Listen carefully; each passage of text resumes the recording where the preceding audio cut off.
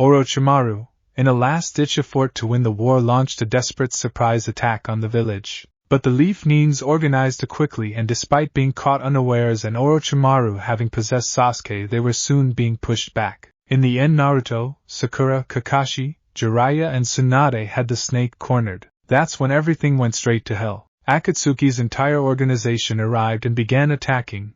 Mido guillotined all 8 gates, succeeding in killing Kisame and weakening 2 others, Tenten. Neji and Rock Lee took on one of the weakened members whose name was Kakuzu. Yet when they were ready to kill the man, he used a suicidal technique, taking down himself and everyone else with him. Haiden, the immortal, had taken down Shikamaru, Ino, Chuji and Azuma before Kakashi was able to deliver a Chidori right into the man's head, just before he was burnt to ash by Itachi's Amaterasu. Kurenai had fought against Tobi, using genjutsu after genjutsu against each other. The two were soon exhausted, and even as Shino was able to deal with the man, Kurenai soon died from chakra depletion herself. Hinata and Kiba fought against the blue-haired Kunoichi, and despite their best efforts they soon fell to her. Shino, in a blind rage, attacked the Kunoichi but was cut down as well. In the end, only Naruto, Sakura, Jiraiya and Tsunade stood against the remaining 5 S-class criminals. Then Suna arrived with the flicker of hope lighting again. Naruto, now 17, a member of the Umbu, had one of the strongest ninja in the village, if not the strongest, faced the leader of the organization along with his pink-haired teammate. Tsunade fought against the blue-haired Kunoichi with everything she had, but the woman's speed and reaction time was far above her own, and only her experience and monstrous strength kept her in the fight. Gaara fought against Deidara and was able to kill the clay wielder, but not before receiving some serious injuries, which he succumbed to as he moved to try and assist Naruto and Sakura against the leader. Temari and Kankuro fought against Zetsu, the mysterious ninja from Kusa, and managed to defeat the man. But Zetsu managed to inject them with a fast-acting poison, and they soon fell to it. Jiraiya fought against Itachi, but the young Uchiha was far beyond the Toad Hermit's level in regards of speed and chakra capacity.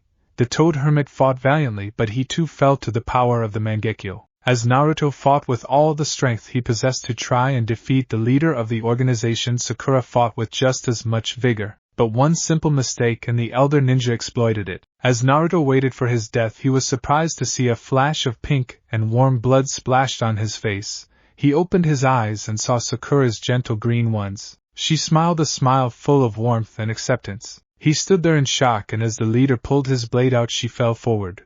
Naruto caught her and felt the prickling of tears behind his eyes. He asked just one simple question: why? But she did not answer. She merely smiled and took one last breath before closing her eyes and gave a final whisper: "Live." Naruto cried, and as his eyes turned red, he slowly looked up and found the leader, Itachi, and the blue-haired Kunoichi, standing before him. He entered his mind and walked up to the cage. The giant Kitsune looked at the blonde and felt his eyes go wide as the blonde placed a hand above the seal, and in a flash, the paper seal was torn off and the bars dissolved into nothingness. The Kyuubi looked at the boy, but the blonde only said one thing: "Go wild." With a fanged smirk and an unearthly roar, the Kyuubi no Kitsune was free. Naruto awoke hours later. Somehow he was still alive, but the rest of the village was destroyed. He should assume it was the Kyuubi, but somehow he knew the fox did not do this. If he did, then it was fighting the remainder of the Akatsuki, not the fox itself. He didn't know how he knew that, he just did. So now, here he stood above the monument, staring at what had once been his village. He had taken some clothes from the destroyed shops and shinobi gear stores. He now wore a standard Umbu full body armor with black face mask, reminiscent of Kakashi, fingerless gloves, like Sakura's, a customized forehead protector that had flame designs on the edges. It reminded him of Jiraiya, since he too had a customized forehead protector. The cloth was very long and thick, making it flail behind him in the wind. It reminded him of Konohamaru's scarf. And last but not least, he had the necklace he had won from Tsunade so many years ago. He sighed. Why was he still here? Perhaps he should step off and end it himself. Live. Sakura's last word echoed in his mind, making him heave another sigh. He turned on his heel to walk away, but stopped as he saw a glowing pearl or jewel. He looked around as he tried to find whoever dropped it here for him to find. Even so, it was strange. Few could sneak up on him. As a matter of fact, with Akatsuki defeated, and the 3 Sannin dead, he could safely say that no one short of a Kage of another village could sneak up on him. In his 17 years, Jiraiya and Tsunade said that he may have very well surpassed the professor himself while he was still in his prime, or as Naruto liked to call him, Gigi. He shrugged and walked forward, and in a flash of pink light both he and the jewel vanished. Naruto opened his eyes and entered the world of the living with a feeling of weightlessness about him. He looked around to a plethora of swirling lights all around him. "Well, this is interesting," he muttered in a slightly bored tone of voice. At once the images shifted, revealing a woman with samurai-style shoulder and chest armor with Miko clothing underneath. She was battling a horde of what Naruto assumed to be yokai. The Miko fought for 7 days and 7 nights before finally, with one final cry and a bright flash, both the Miko and the yokai were forever turned to stone and the jewel burst from the Miko's chest. The images faded and formed into view again. A red-clad young man with dog ears was rushing through the trees with the jewel in his hand. Finally a way for me to become a full demon at last," he said with triumph, making Naruto raise an eyebrow in silent questioning. "Die Inuyasha!" came the voice of a female before an arrow whizzed by his head and lodged itself in Inuyasha's shoulder. Naruto turned around and laid eyes on the woman in priestess robes. She had a rather large gash on her right shoulder that was bleeding horribly, most likely fatal. "Kikikyo, the boy," Inuyasha gasped out before his head fell limp to the side. The images warped and faded again. This time a girl wearing a short green skirt was being crushed by what appeared to be a giant centipede against the tree Inuyasha was pinned to. She resembled the other one, Kikyo, he absently noted. With a cry she grasped onto the arrow and the wooden projectile dissolved. Inuyasha awoke and with a few quick words he sliced the centipede to bits and lunged at the young girl. When they finally got the subjugation beads on him, Naruto had to laugh at the sight of the mighty half-demon plowing face first into the ground. He silently observed their adventures with a sparkle of amusement in his eyes. He watched as the woman, Kikyo, was brought back, which was followed shortly by the appearance of Inuyasha's full demon brother Sesshomaru and his search for the Tetsusaiga. It kinda reminded him of Itachi. Then he watched as they met up with the fox Kitling, followed shortly by the monk and then the demon's slayer, Sango. He had to admit, this Naruto was a smart bastard, sick, twisted and completely insane, but a smart bastard nonetheless. The final scene was of Naruto's final form as the Inu gang stood within Hakurei. It reminded him of Orochimaru, Sasuke and Kimimaro all in one. As the final scene faded he blinked lazily. "Well, I suppose my next question should be who are you? But we already know the answer to that, don't we, Midoriko?" Naruto said as he turned around. The legendary priestess formed into view in front of him. Smiling kindly at the young shinobi, Naruto smiled back, his eyes going into upside-down views similar to his old sensei's. "Not that the tale wasn't good. But why exactly am I here?" "Naruto, I assume," she stated with a nod and a kind smile. Naruto raised an eyebrow and crossed his arms in front of him, and leaned forward, slightly. "I believe it is safe to assume that while I have been here looking at this you have been doing something similar to my memories, eh?" Midoriko's smile grew. "Sharp, aren't you?" "I've picked up a few things," Naruto admitted with his eyes going into upside-down views. "But you still have not answered my question," he said as he wagged his finger playfully. Midoriko's smile was slightly apologetic. "You're right, of course," she admitted. "I suppose I should just cut right to the chase." "It would be nice," he admitted with his cheerful demeanor. "I want your help," she confessed. Naruto said curiously. "I assume it would be to help these 4 stop Naruto, correct?" She nodded. "I fear for them and for humanity. The only way for the jewel to be purified permanently would be for a pure wish, done by one with a pure heart, to make the wish upon the jewel, the first priestess, Kikyo. Her spirit is clouded by hate and anger. She can no longer purify the jewel unless she lets go of those 2 emotions, and Kagome, though pure of heart, is untrained and her spirit possesses much sadness because of the Hanyo's love for Kikyo," she said as she placed a hand over her chest. "My soul is tired, and if one of them make a wish born out of selfishness, then I am uncertain if I will be able to continue fighting the yokai sealed within the jewel." "Well, you certainly pick a strange savior. My heart and soul also hold much hate and sadness. Or has my ever-present mask even fooled one as wise as yourself, who has also visited my memories?" he said with his eyes still smiling. "Or perhaps my sanity has confused the emotions that I feel," he pondered aloud. Midoriko's eyes showed sadness for the young boy, and she slowly walked forward and enveloped him in a warm, comforting embrace.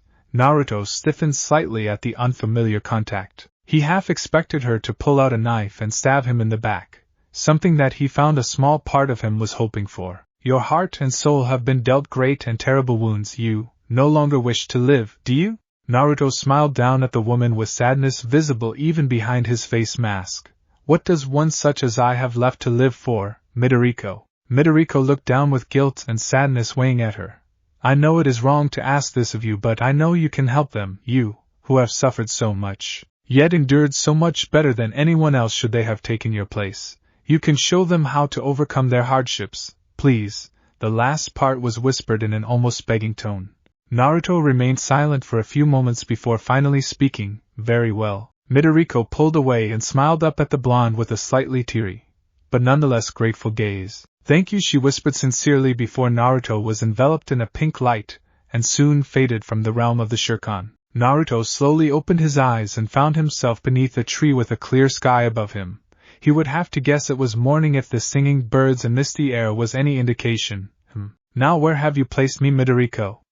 He mused to himself. His eyes slowly rolled upwards and came to the site of the ancient Gashimboku, the tree where Kikyo sealed Inuyasha. Fitting, I suppose, he thought to himself before slowly picking himself off the ground. Now if the visions I saw were accurate, then I suppose the village should be that away, he said with a mild shrug before walking in the direction he pointed out earlier. As he approached the village he saw the wet fields and crops forming along the hills and slopes. It was just like the jewel had shown him. So that small hut in the center of the village should be where the old priestess, Kid, lived. With a shrug he began making his way there. As he passed by, the villagers sent him glances filled with trepidation and even a little fear. Still, he couldn't really blame them much. It probably wasn't often they saw a masked figure in full Umbu armor walking down the road. So it was no surprise when Kid and several of the village men were soon gathered in front of the very hut that he went to visit. Well now, is this the welcoming party? He asked, his voice a lazy drawl. Kid stepped forward to speak. What do you seek here? She asked, narrowing her single eye at the ninja. Naruto looked thoughtful for a moment. I suppose you could call it information. We are a simple village. We have no information for a ninja, Kid replied. Oh, but you do, Naruto stated as he shook his finger with his eyes as upside down used once again, about a certain Hanayo, Hozui, Tajiya and untrained Miko. Kid's eyes widened and, with speed no woman her age should possess, her bow was in her hands and already pulling back an arrow. As the string was released the projectile flew through the air, heading straight for Naruto's neck. In a simple side step the boy let the arrow whiz by. Now was that really necessary? He chided with the smile still present. Kid narrowed her eyes at the blonde. I will not allow you to harm them, assassin, she said with forceful determination, and Naruto had to admit that even in her old age the woman was indeed someone one did not want to mess with. But nevertheless he decided to play this out. Now, if they sent me to deal with a Hanyu with a powerful sword and an experienced demon slayer, a monk with a black void in his hand and a Miko with untrained spiritual powers, then I doubt a few villagers and an old woman can handle me. He craned his head to the side to avoid another arrow. Young man, Kid spoke as she notched another arrow. You do not wish to threaten me. Sha aimed the bow. That is a very foolish thing to do. I may not be as powerful as my sister, but I am indeed more than a match for a common ninja. He smirked in a very intimidating way, and one could see that even beneath the mask. Who says I'm common? She fired. The arrow whizzed through the air and lodged itself in his chest, and he promptly vanished in a nice cloud of smoke. Kid's eyes widened, and before she or any of the villagers could react she felt the cold edge of a kunai on her neck. Now, are you ready to start sharing?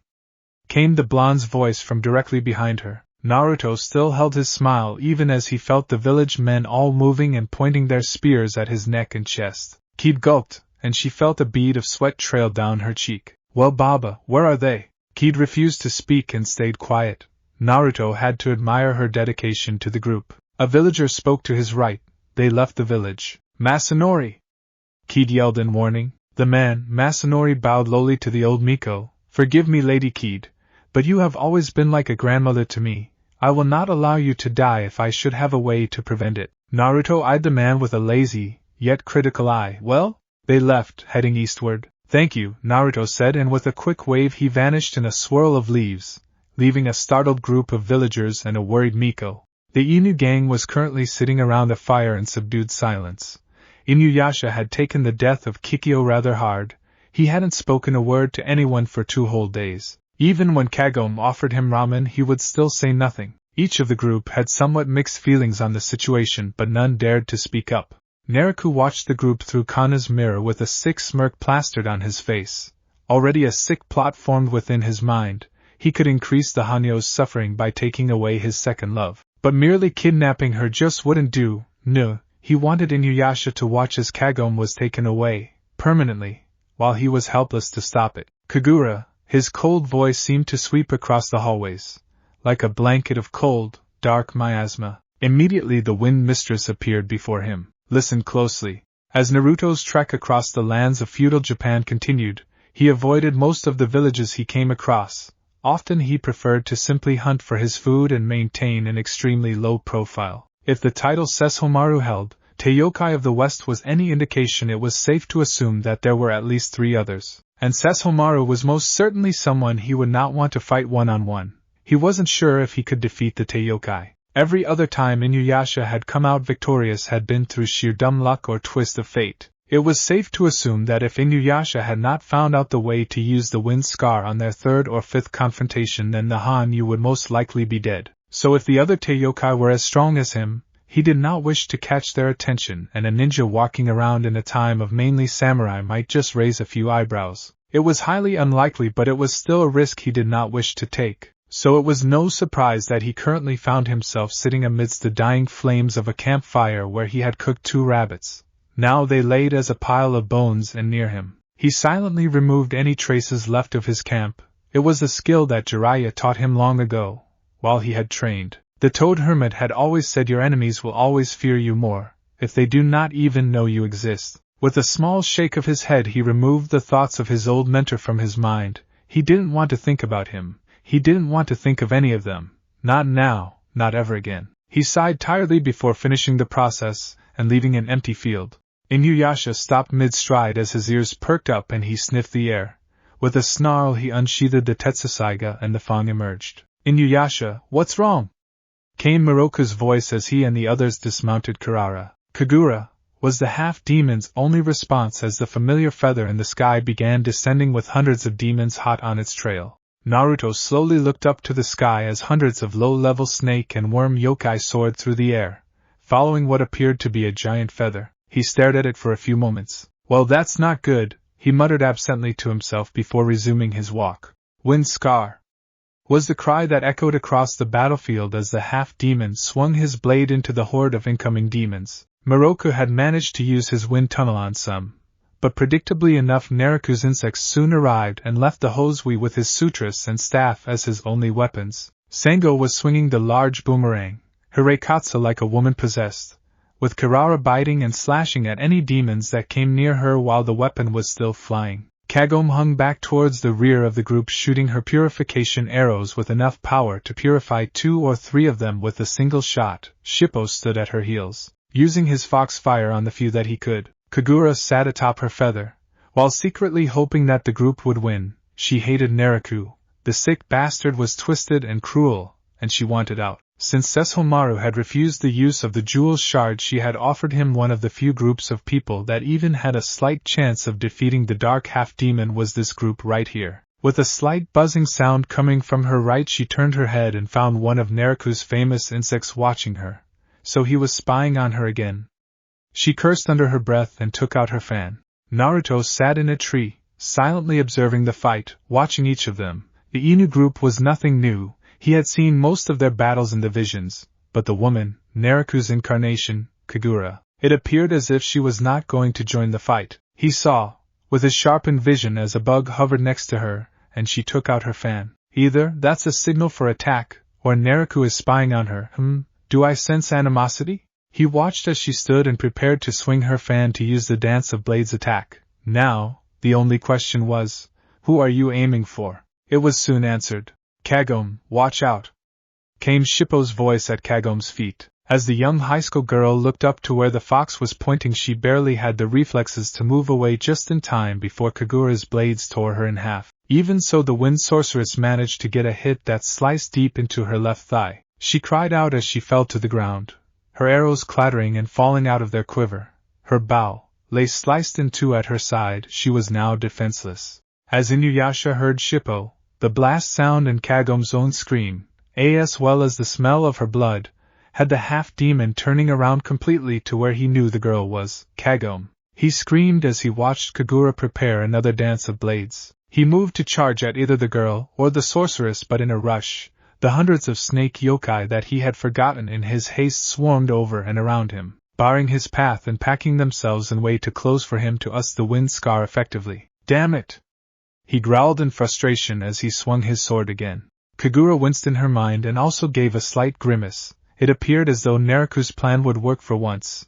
Inuyasha was busy and the monk and slayer were too far to do anything. I'm sorry, she mentally apologized before swinging her fan again, letting her wind blades fly. Kagome watched the attack coming at her with fear and realization creeping into her system. Mom, Suda, Grandpa, I'm sorry. But as she closed her eyes, the feeling of nausea and vertigo hit her full force and she felt her world spinning out of control. When her mind and her eyes finally came into focus again, she was staring at the masked visage of a blond man with blue eyes that appeared to be smiling. Do you meet all of your friends like this?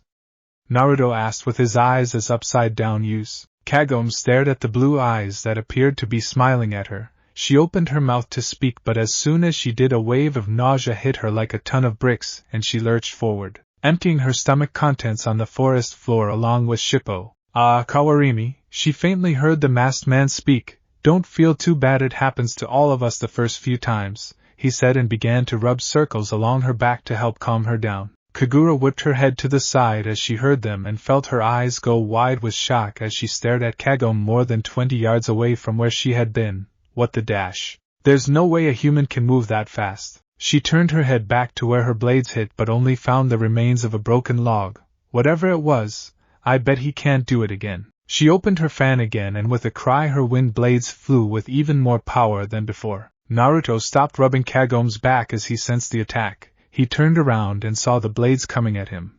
As they approached, he raised his hand in the air and spoke. Daikame Tachi no Jutsu. A gust of wind picked up from nowhere, and blades formed within the wind. Temari had taught him this. Over the years she had become something of a sister figure to the blonde leaf Nin, and when he told her that he was of the wind element, she had begun to teach him some of her ninjutsu. Either because of his training, or because of the fox within him, he had mastered her jutsu to such an extent he did not even need the fan she always used. He chuckled slightly as he remembered her face the first time he had done that without the fan. Her jaw had reached below sea level, and she had been slightly put out by it. The fact that she, a woman who had spent decades dedicating herself to her wind-based techniques, had been surpassed by someone who had barely studied it for a year. Of course he had used shadow clones, but she didn't know that really pissed her off. But soon his mind fell back into a somber state.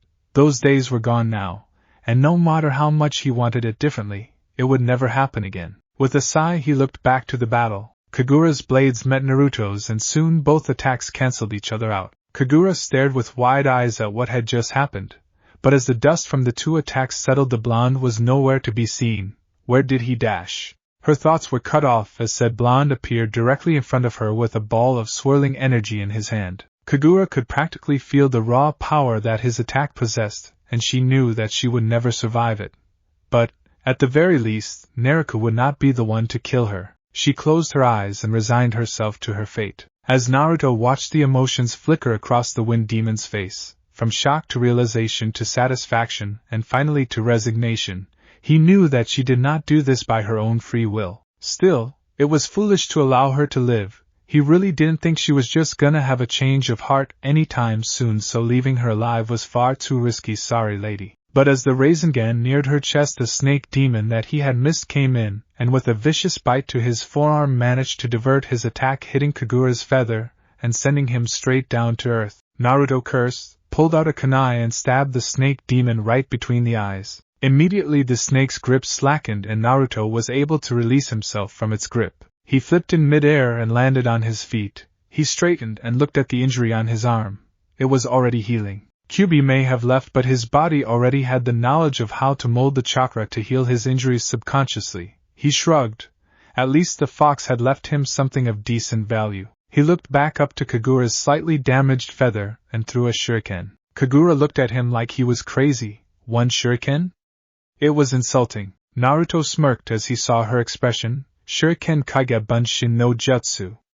he whispered, and in seconds, one shuriken became 100 and Kagura was once again caught by surprise. She moved to swing her fan, but before she could, the shuriken were already there, biting into flesh, piercing skin, slicing tendons. Her fan was cut to ribbons, and her clothes, normally immaculate and very elegant, were now no more than tattered rags. Kagura gasped in pain as the shuriken hit her. She tried to move, but everything hurt badly. She let out a strangled groan and coughed up blood. Damn it, she mentally cursed. Naruto would probably torture her for hours on end because of this failure. Still, this just meant that the group would live to fight another day and might very well defeat Naruto if they survived long enough. She spared a glance at the masked man standing below her with a casual laziness about him. She narrowed her eyes. Maybe even he would prove useful against Naruto. With that thought, the wind sorceress commanded her fan and rose into the skies. Naruto watched the demoness leave with an inquisitive glance before turning around in time to see the red of the Inu group finish off what remained of the yokai and rushing to Kagome and Sippa's side. Well, now things are going to get interesting, he thought with a mild shrug. Naruto watched from Kana's mirror as Kagura was forced to retreat by the strange masked human that had suddenly appeared out of nowhere. He narrowed his eyes at the image of the young blonde. He seemed vaguely familiar for some reason that he could not explain. If there was one thing that Naruto hated, it was not knowing something, especially if that something might be a threat, and this blonde was definitely a threat. Few demons, let alone humans, could handle Kagura as easily as he did. It was as if he was always in complete control of the situation. Before he could ponder any more on what the blonde boy was, or why he was so powerful, Naruto turned and tossed another shuriken at the bug that Kana was using to project the image with. Naruto snarled and stood from his position. He needed some stress relief. Maybe giving Kagura a fitting punishment for her failure would help him cool off. As one, the Inu group huddled around Kagome and Shippo, letting out questions of "Are you alright? And what happened?" all at once. Kagome took deep breaths as the nausea finally passed and her stomach settled down. When she was finally able to move again, she took Shippo, who still hadn't recovered yet from the after effects of the Kawarimi, into her arms. "I'm fine," she croaked out, but then winced in pain as her bleeding thigh came back to the forefront of her mind. When her mind finally caught up with her, she looked around for the masked man that had saved her, but she couldn't find him anywhere. "You know, if you don't bandage that up, you're gonna bleed to death," came a voice right next to her ear, making her and everybody else jump up 20 feet and look at the person who spoke. And there stood the masked visage of Uzumaki Naruto, grinning like a complete idiot behind his face mask. His eyes were the exact same upside down use that Kakashi had. It was kinda creepy, actually. Immediately, Inuyasha stood in front of Kagome, with his sword in a ready stance, and even though Miroku and Sango refrained from showing open hostility, like Inuyasha did, one could tell, by the slight tensing of their muscles, that they were ready to fight at a moment's notice. "Who are you and what do you want?" came Inuyasha's voice with hostility. Naruto leaned forward. Well, I suppose I am a ninja, and I have been hired to do a certain job." Everyone tensed. Ninjas were assassins, and if he was here, that meant that they were most likely his targets. "And what job would that be?" Miroku asked as he began removing the beads from his hand. Naruto eyed the monk's hand warily. He did take the time to choose his next words carefully. "Let's just say, a mutual friend sent me to help you." Everyone stopped for a moment, each thinking about what he had said. After several seconds, Inuyasha decided to be the voice of the group. "Huh?" Naruto refrained from making fun of the Hanyu. "Like I said, I'm here to help you." "Why?" This time it was Kagome's voice. "How do you even know about the jewel?" Miroku. "Who's this friend of yours?" Sango. "My tummy hurts." Shippu. "Faye, last thing we need is another human joining us." Predictably, Inuyasha. Naruto simply held up a hand to silence them all. "As much as I'd love to answer your questions, I want." "Then I am afraid you cannot come with us," came Miroku's solemn voice. Naruto sighed. "I thought you'd say that," he muttered before perking up again. "That's why I got these." He lifted his fist and opened it, revealing my jewel shards. Kagome gasped. Naruto smiled happily before vanishing in a swirl of leaves. "Iron Reaver Soul Stealer." Naruto rolled to the side as he avoided Inuyasha's attack. He did a quick backflip, catching the Hanyu with a kick to his chin. Inuyasha growled in anger and lunged at the ninja again. The group had been tracking him down since he had taken their shards. Of course, he had left them a clear trail. He had been searching for the best place to engage them. But it appeared that when Inuyasha had sensed him having stopped moving, he forced the group into an all-night march. so they had caught up. But now the majority were dead tired and no match for him, and even though Inuyasha refused to show it, even his movements were more sluggish and clumsier than normal, and that was saying something. Naruto sighed. Inuyasha was strong, but he could be so much stronger if he actually fought like a fighter instead of a brawler. With a side step, Inuyasha's claws barely grazed his cheek, and with a chakra-enforced punch right into the red-clad half-demon's gut, the Hanyu doubled over in a coughing fit. Naruto couldn't blame him. He had packed enough chakra in that fist to make over 100 shadow clones. Next time don't leave yourself so wide open. First shinobi technique, taijutsu, he said in a similar tone to that of his old senseis when he did something wrong. Inuyasha, the monk. Naruto turned around and saw Miroku as he threw several of his sutra at Naruto. The young Wumbu leapt into the air and back-flipped to land safely in a tree branch. Hirekatsu! Naruto's head snapped around in the direction he had heard the voice. What? He barely registered the sight of Sango's massive boomerang before it plowed straight through the tree he had claimed as his perch. He grunted in slight pain as he hit the ground. Luckily he was able to roll with it, and got to his feet much quicker than what most would have been able to do were they in his position. A shift in the air caught his attention, and he caught an arrow that would have hit him in the thigh. Between his thumb and index finger, he looked at the point and then turned to the girl who fired it. You could have hit me, he mocked. Kagome's sweat dropped, but then her temper flared. Was he insulting her? That jerk!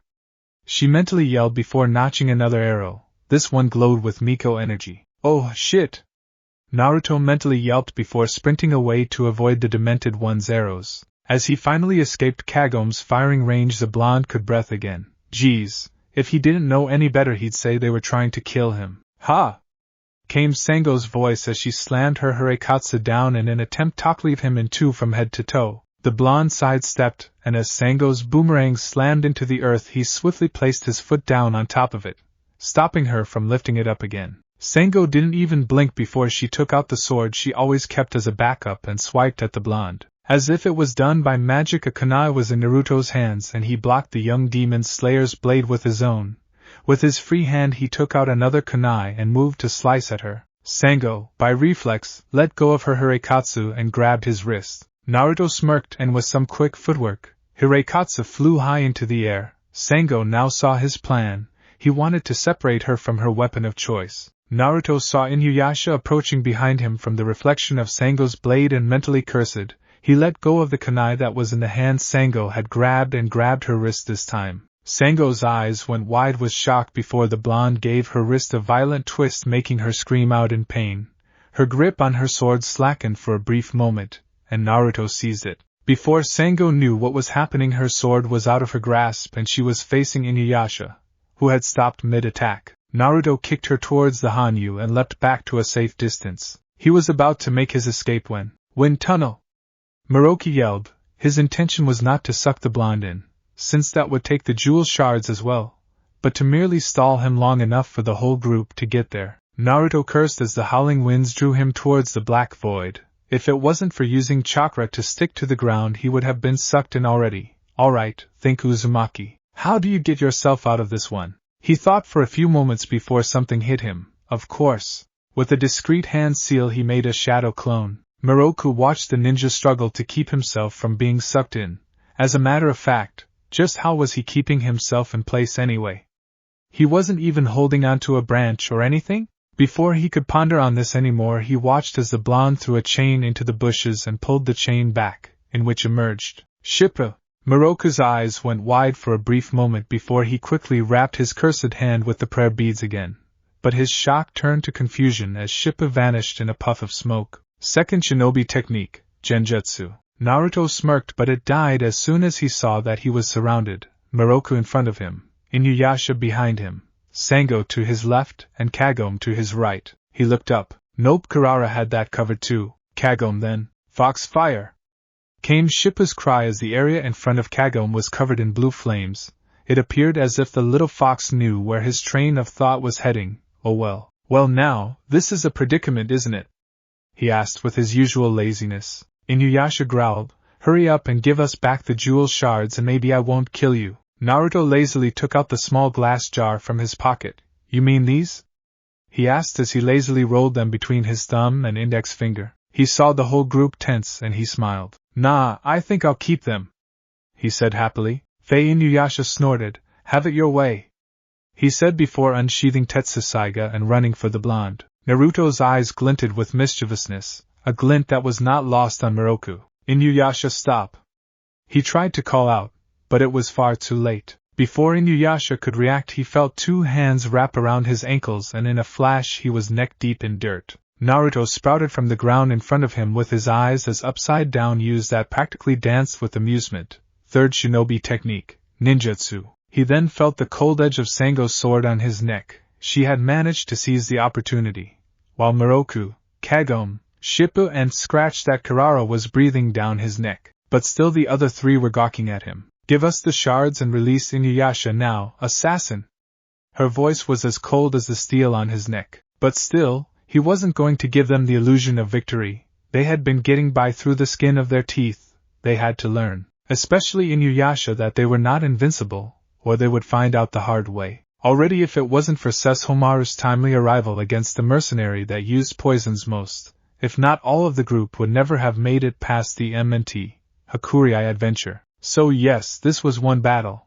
They were not going to win. With movement none of the Inu group believed any human capable of Naruto had managed to twist around in Sango's hold with only a tiny cut on his neck to show for it, and managed to grab her sword arm and twist it behind her back. Sango.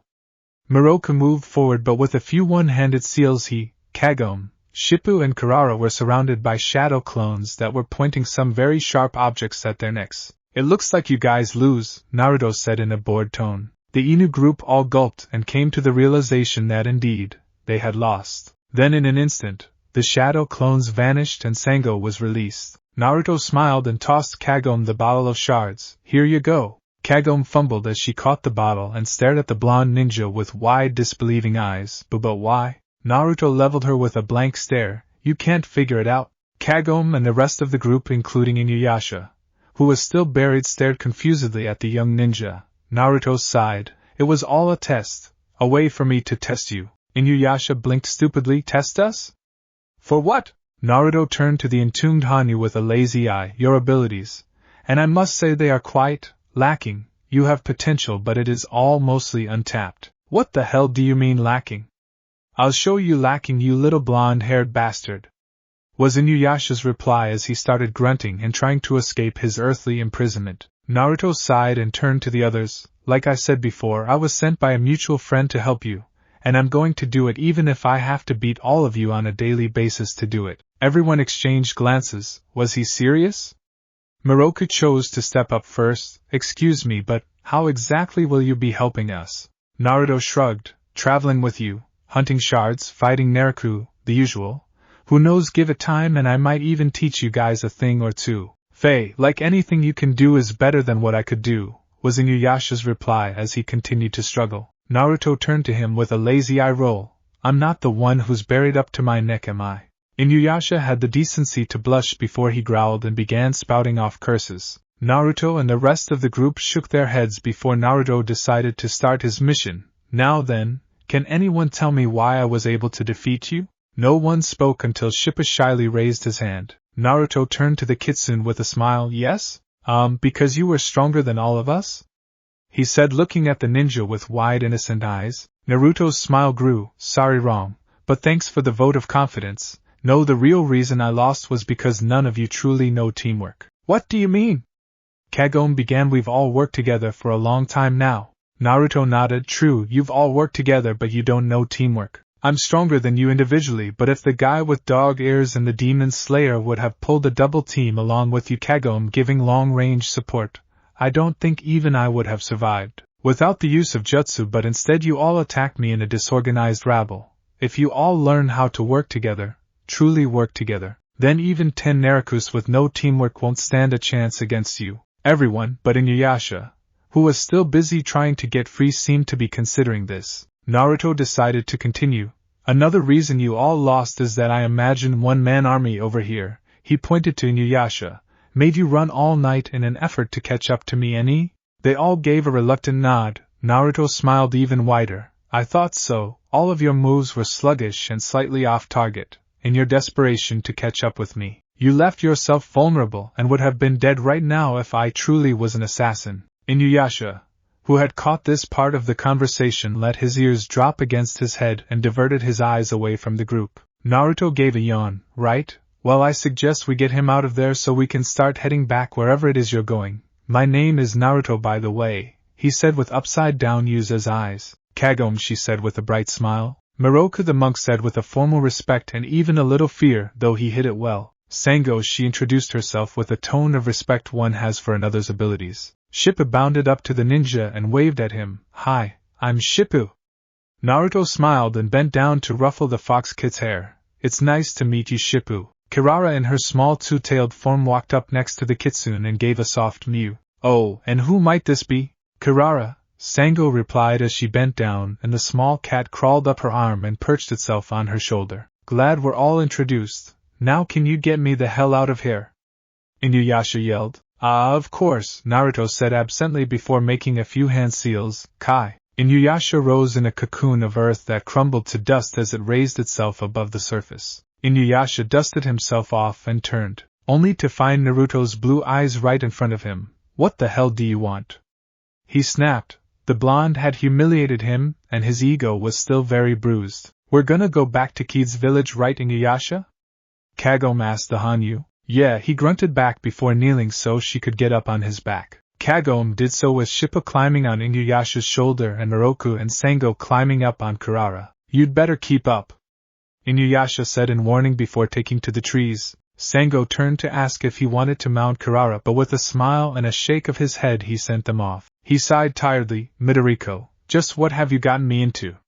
He muttered before vanishing in a swirl of leaves. The group of, now 7, travelers slowly descended the hill that led to Kid's village. Inuyasha was in front, as usual, with Kagome rolling her bike down the road a little ways behind him with Shippu and the yellow backpack perched comfortably in the front basket. Miroku and Sango were slightly behind her having a private conversation. Or not so private. Naruto was a little ways behind them and was silently listening in, even though it did not appear to be so. Honestly, Miroku, I don't see what you're so worried about, was Sango's voice in a slightly hushed tone. I just find it strange, don't you? Of course I find it strange, but that doesn't explain why you're so worried. I've never heard of, much less seen any ninja move and fight the way he has. He's seen even faster than Koga when he twisted himself to escape the hold you had on him. Not only that, but at the end he formed those copies of himself, and they were solid, not just a simple illusion. We've all encountered ninjas and even demons that specialize in illusions, and I have never seen anything like it. That is true, but I don't think he's here to harm us. Miroku nodded his head rather discreetly. I agree with you, Sango. If he wanted to harm us, he would have already done it, and I don't think he is after the jewel shards either. If he was, then he could have easily taken them as well. Still, the copies, his speed and the trick where he buried Inuyasha, I'm not sure he's entirely human. But wouldn't we have sensed any kind of demonic aura or any difference it may have had from humans? Especially since he's so close. Miroku nodded again. The only thing that I find different of his aura is that it seems much more potent than any other humans. He paused and turned to the demon slayer. I'm not saying anything yet, but I think we should keep an eye on him. Sango nodded and the walk continued on in silence. Naruto let out a soft sigh. Inuyasha, whose sharp hearing had picked up the entire conversation, also picked up Naruto's sigh. He sent the young Umbu a discreet glance over his shoulder. Could he have heard them? The Hanyu asked himself. I wouldn't put anything beyond that guy, but he has to have some pretty sharp hearing in order to listen to them when he's so far away. He mentally shrugged before crossing his arms and continuing. Naruto stopped walking when a sight that nearly made him break down crossed his sight. A cherry blossom. The stray leaf slowly floated through the air like a ship searching for the lighthouse. It seemed to hover for a brief moment before, finally, as if by magic, began floating towards him. He slowly extended his hand and the blossom fell into it. He stared at it, for a good long while, becoming lost in the memories of his past. It was painful, remembering any of them, but it was especially painful remembering her. She wasn't just his teammate, but his friend as well. She had helped him, and he had helped her. Memories, both good and bad, floated up to the surface, but the one that struck out the most was also the most painful. Live, her voice whispered to him, even now. A single tear slowly escaped out of his eye, trailing down his cheek and wetting his face mask. I will, he thought softly before a soft wind blew the petal out of his hand. Mew was the only warning Naruto got before he felt Kirara licking the spot where his tear had fallen. He was jerked out of his memories from the sensation and slowly looked to the two-tailed fire cat that was perched comfortably on his shoulder. How she had gotten there he had no idea. He smiled at the cat demon and lightly petted her head. Don't worry, I'll be fine. Kirara let off another soft mew and purred as Naruto scratched under her chin. Oh, so you like that, do you? Naruto chuckled. Hey ninja, what the hell are you doing back there? Came Inuyasha's yell from a little ways down the road. Naruto waved him off. Nothing, Inuyasha. His face became clouded with sadness once more. Nothing at all. And so he walked off, leaving the falling sakura petals behind him. Kirara watched the blonde ninja's expressions change and felt a little worried. She had spent the better part of 2 days contemplating the blonde young man, trying to determine if he was a threat or not. When they were fighting, she detected no evil intent in his scent, only the occasional adrenaline rush.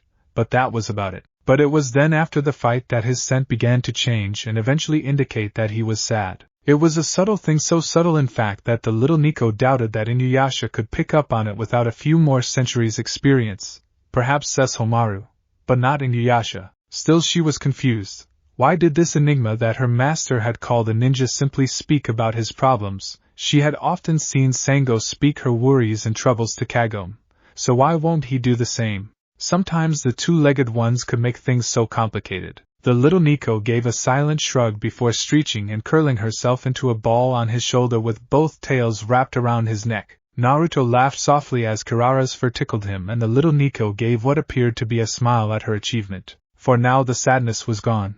Hey old lady, are you here?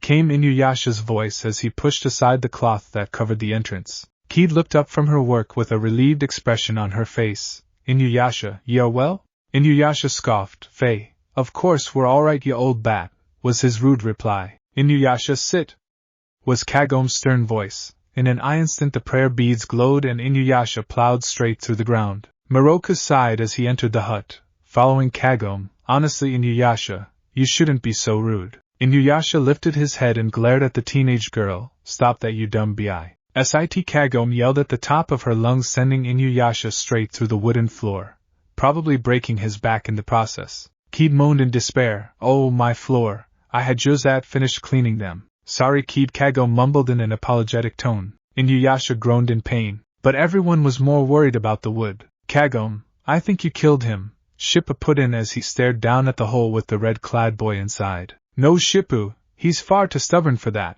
was Naruto's voice from directly behind the little fox kid, making him and everyone else, except for Inuyasha, jump 10 feet in the air. Would you stop doing that? Everyone, except Kid, yelled. What are you doing back here, assassin?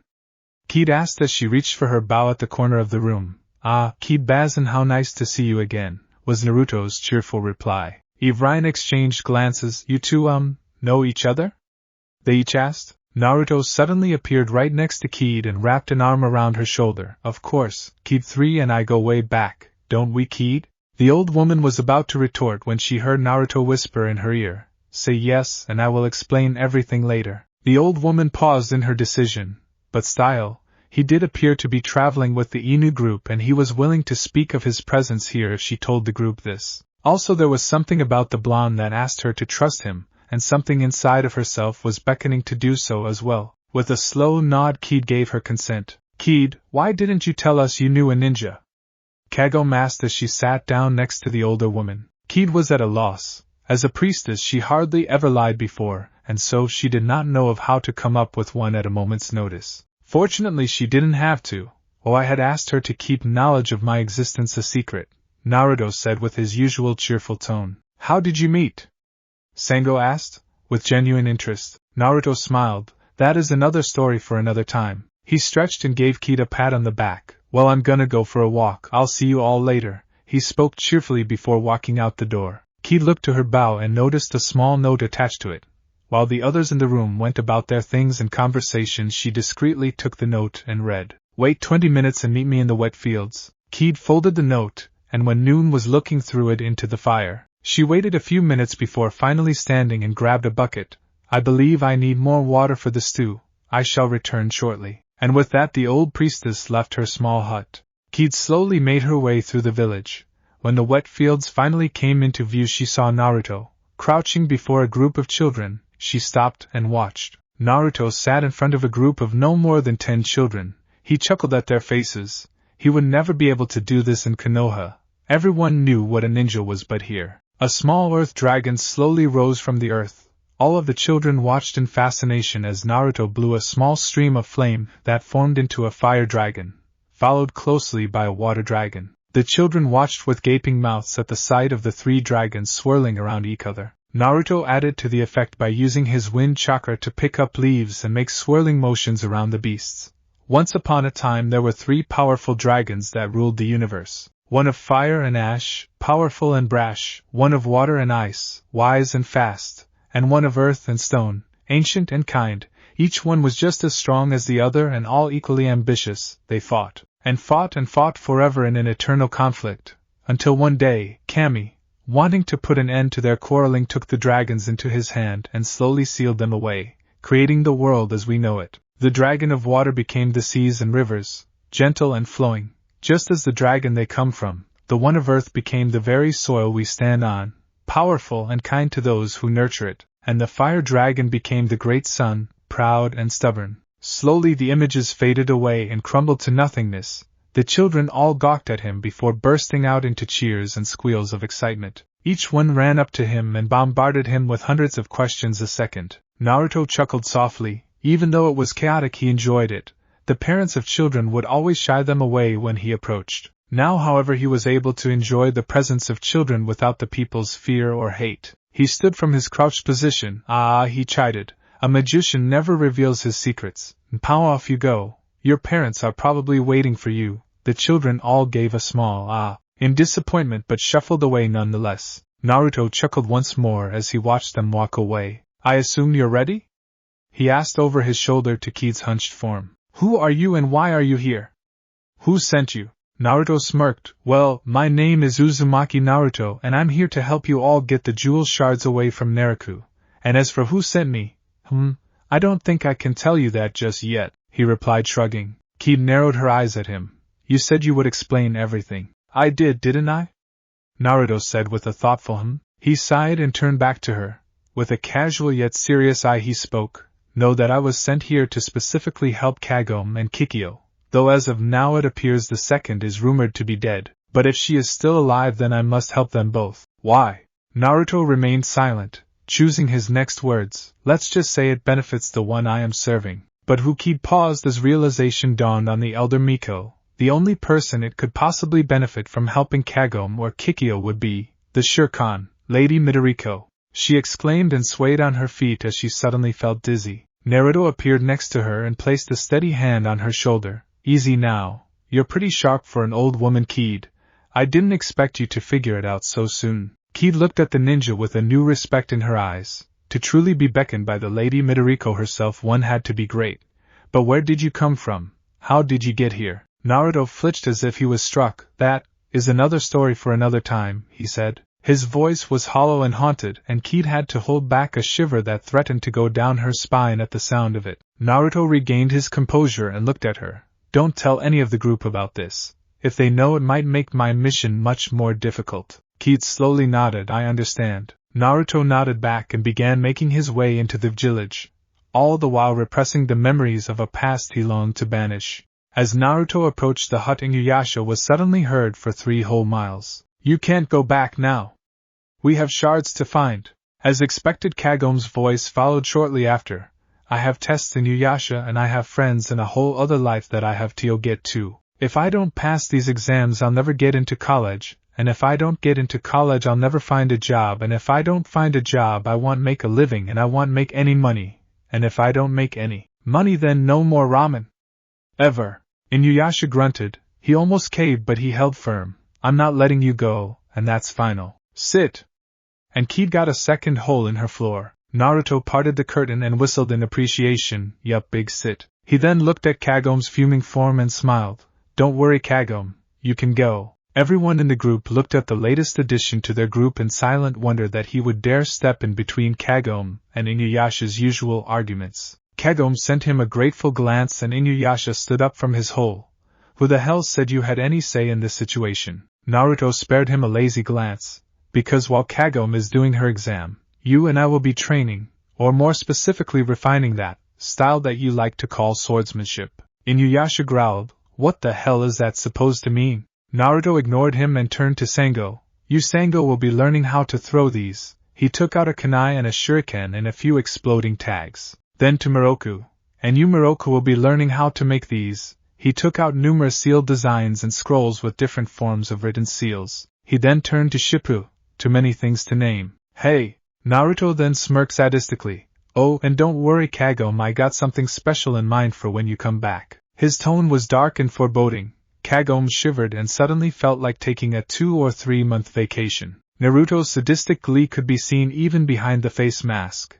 Welcome to Naruto's boot camp. His dark laughter echoed through the hut. Sango groaned in pain from her place on the floor of Kied's hut. Miroku sat beside her. His hand, for once, was utterly still. They were both filthy and looked like they had gone through World War III without sleeping, eating, and with only 2 rounds of ammo and a bayonet. Kied looked at the two with wide-eyed astonishment. She thought they had remained in the village all day. What kind of demon did they fight, and how far was it? She was about to open her mouth to ask when the cloth parted, revealing Shippu, who took 2 steps into the hut before falling face first into the ground with an audible thud. He didn't move, but he was still breathing. Kied stared at the, now 3, occupants soulishly. Finally, after a full minute of silence, she opened her mouth to speak when Sango spoke. Kied, did Kagome-chan leave either her aspirin or the ones that put people to sleep?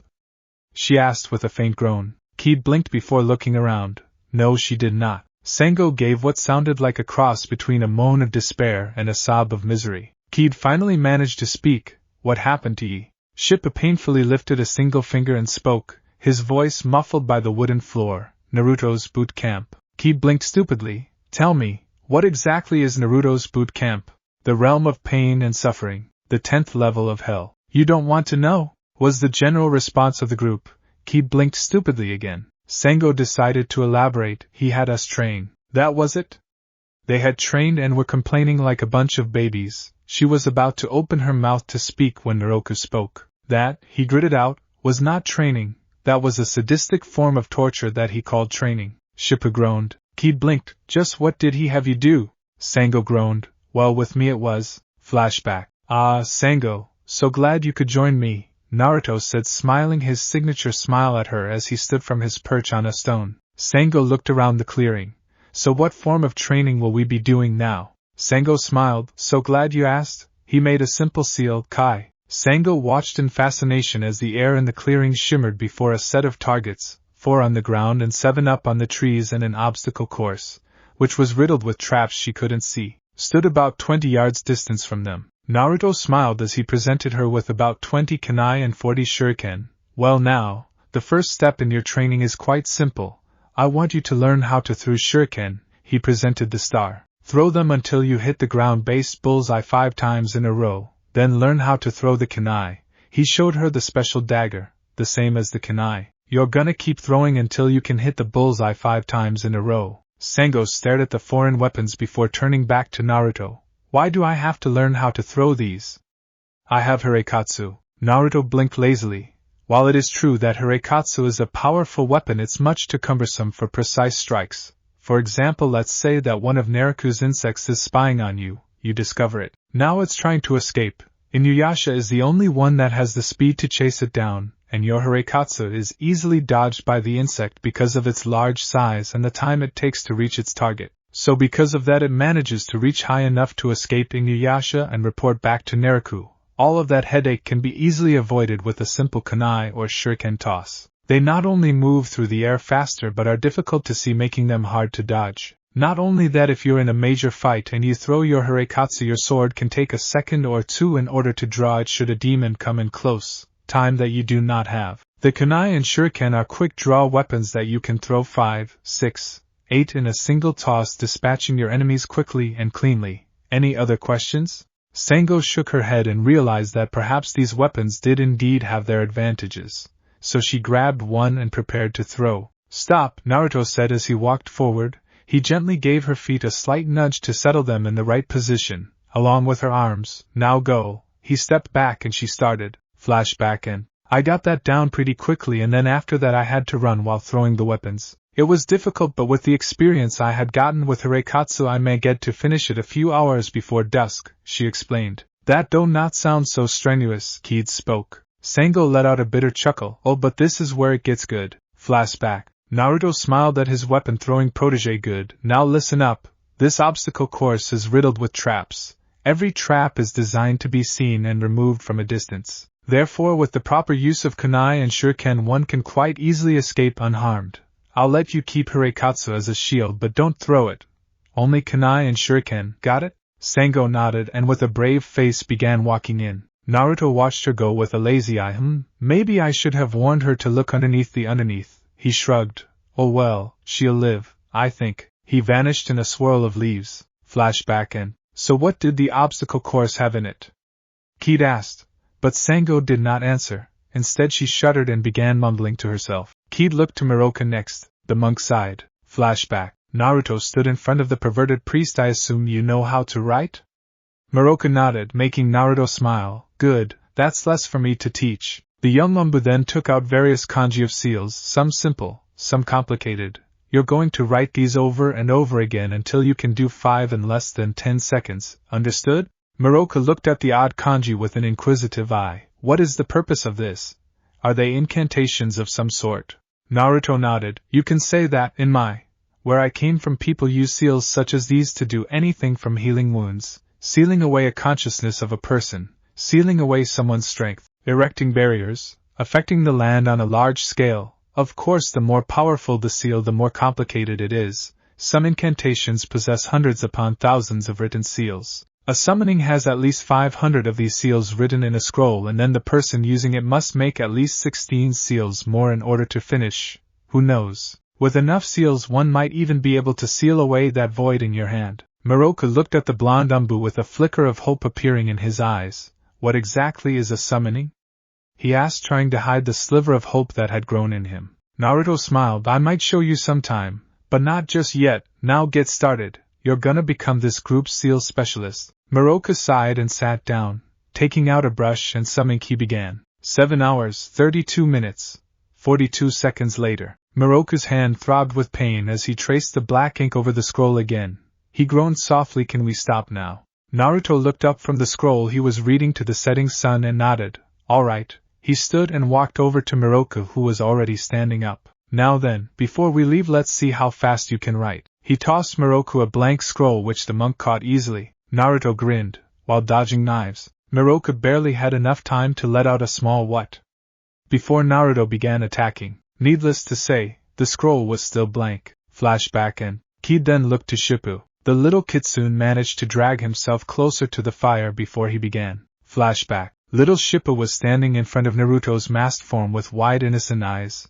They were standing at the top of the steps that led to the shrine with 2 empty buckets next to them. At the bottom of the steps, around 50, there were 2 buckets loaded to the brim with water. Naruto smiled at the little kitsune. Shippu, can you tell me what your greatest assets would be? The little kitsune looked rather bashful as he scratched the back of his head with a small blush on his cheeks. Well, I have my illusions. Naruto smiled. True. But that's not the only thing you have. He smiled as he knelt so he could be at eye level with the little kitsune. One good thing you have, Shippu, is, you're small. Shippu's face faltered and then grew angry. If I don't have anything other than my illusion skills to help everyone, then just say so. Don't lie to me. Naruto smiled and waved his hands in a wavering gesture. Now, Shippu. There's no need to get angry.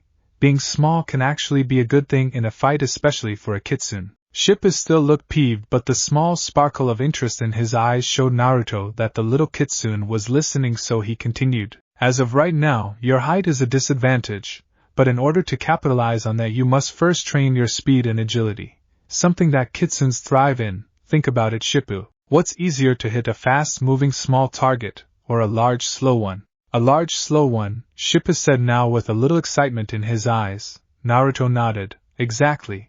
But you're not fast enough yet, so you and I will be training to up your speed, and later I'll teach you how to combine your speed with power to make you a formidable opponent. But I have to warn you, it will be difficult and sometimes even painful. Do you want to do this? Shippu looked hesitant for a brief moment before his eyes filled with determination. That was all Naruto needed. He smiled. Good. Our training will be going in stages. First we'll up your stamina and endurance so that you don't get too tired too quickly. Afterwards we'll be doing actual speed training, and then agility with coordination. After that I'll teach you how to use your speed in order to confuse and disorient you opponents, okay? Shippuden nodded enthusiastically. Naruto smiled. But he had to ask himself if the little kid would be so enthusiastic by the end of the day. Good! He exclaimed as he stood. He took 2 teacups and handed them to Shippuden. I want you to take these 2 cups and run down the stairs, fill them up with the water in the buckets at the bottom. Then run up and pour the water into these empty buckets here next to me. Don't stop until these buckets are full, alright? Shippuden nodded and began marching down the stairs. What he didn't know was that the buckets had a special jutsu placed on them that would absorb the water, making it rise very slowly, practically quadrupling the amount of time it would take to fill them up, and the buckets at the bottom were being fed directly from the nearby rivers with the use of a modified earth jutsu. Sorry Shippuden, but it's for your own good. Flashback and, I see, well he presents valid points and I believe this training suits you all. But where is Inuyasha? The old lady asked. Almost as if waiting for his summoning, Inuyasha staggered through the door with an untransformed Tetsuzaiga dragging behind him. He looked worse than all the others put together. With a muffled groan the Hanyu leaned against the wall, and slowly slid down. So what happened to ye? Sadistic bastard, the Hanyu muttered. Flashback. Naruto stood in front of Inuyasha, who had his arms crossed with a scowl adorning his features. He looked around before choosing 2 decent-looking sticks and tossed one at Inuyasha, who caught it easily. What the hell are we doing here? Naruto took his stick in one hand and gave it a few test swings. This'll do nicely, he muttered to himself before turning to Inuyasha. Like I said yesterday, we'll be refining, or should I say, creating that disaster you call swordsmanship. Inuyasha growled in anger. I'll show you disaster. He snarled as he took the stick and settled himself as he got ready to fight. Naruto looked at his stance and identified all of the flaws, quite a few. He absently noted, don't bend your knees so much, keep your back straighter and grip the weapon with both hands. He pointed out the simpler ones. Inuyasha ignored him and scoffed, shut up and fight. He yelled before charging in his usual way, head first with no plan whatsoever. Naruto sighed. He had known quite a few people like Inuyasha, namely, Hyuga Niji and Sabaku no Gaara.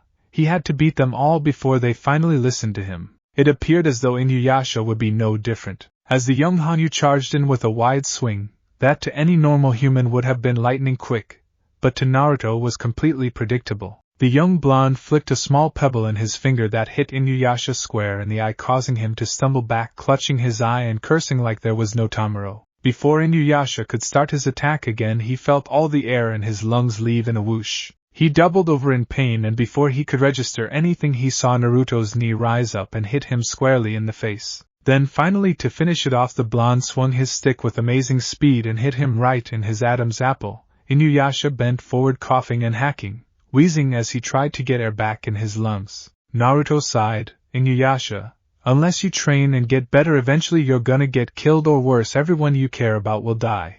Inuyasha growled as best he could as he heaved himself off the ground. I always win. I always find a way to win. Except against a young human boy barely reaching his 20s just now, Naruto declared simply. Inuyasha growled again. You're not human.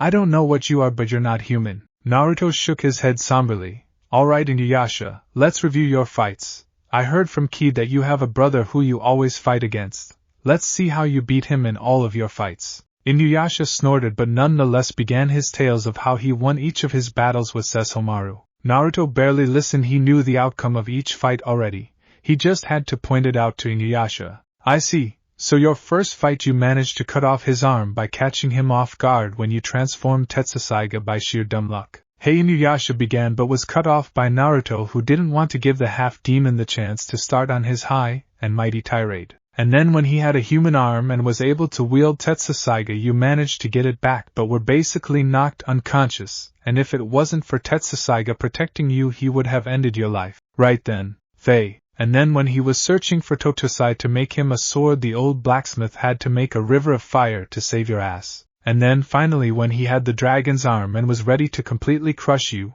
you managed to discover the scar of the wind, thus saving yourself once again through sheer dumb luck. Alright, I get it. Naruto narrowed his eyes. No, Inuyasha, I don't think you do.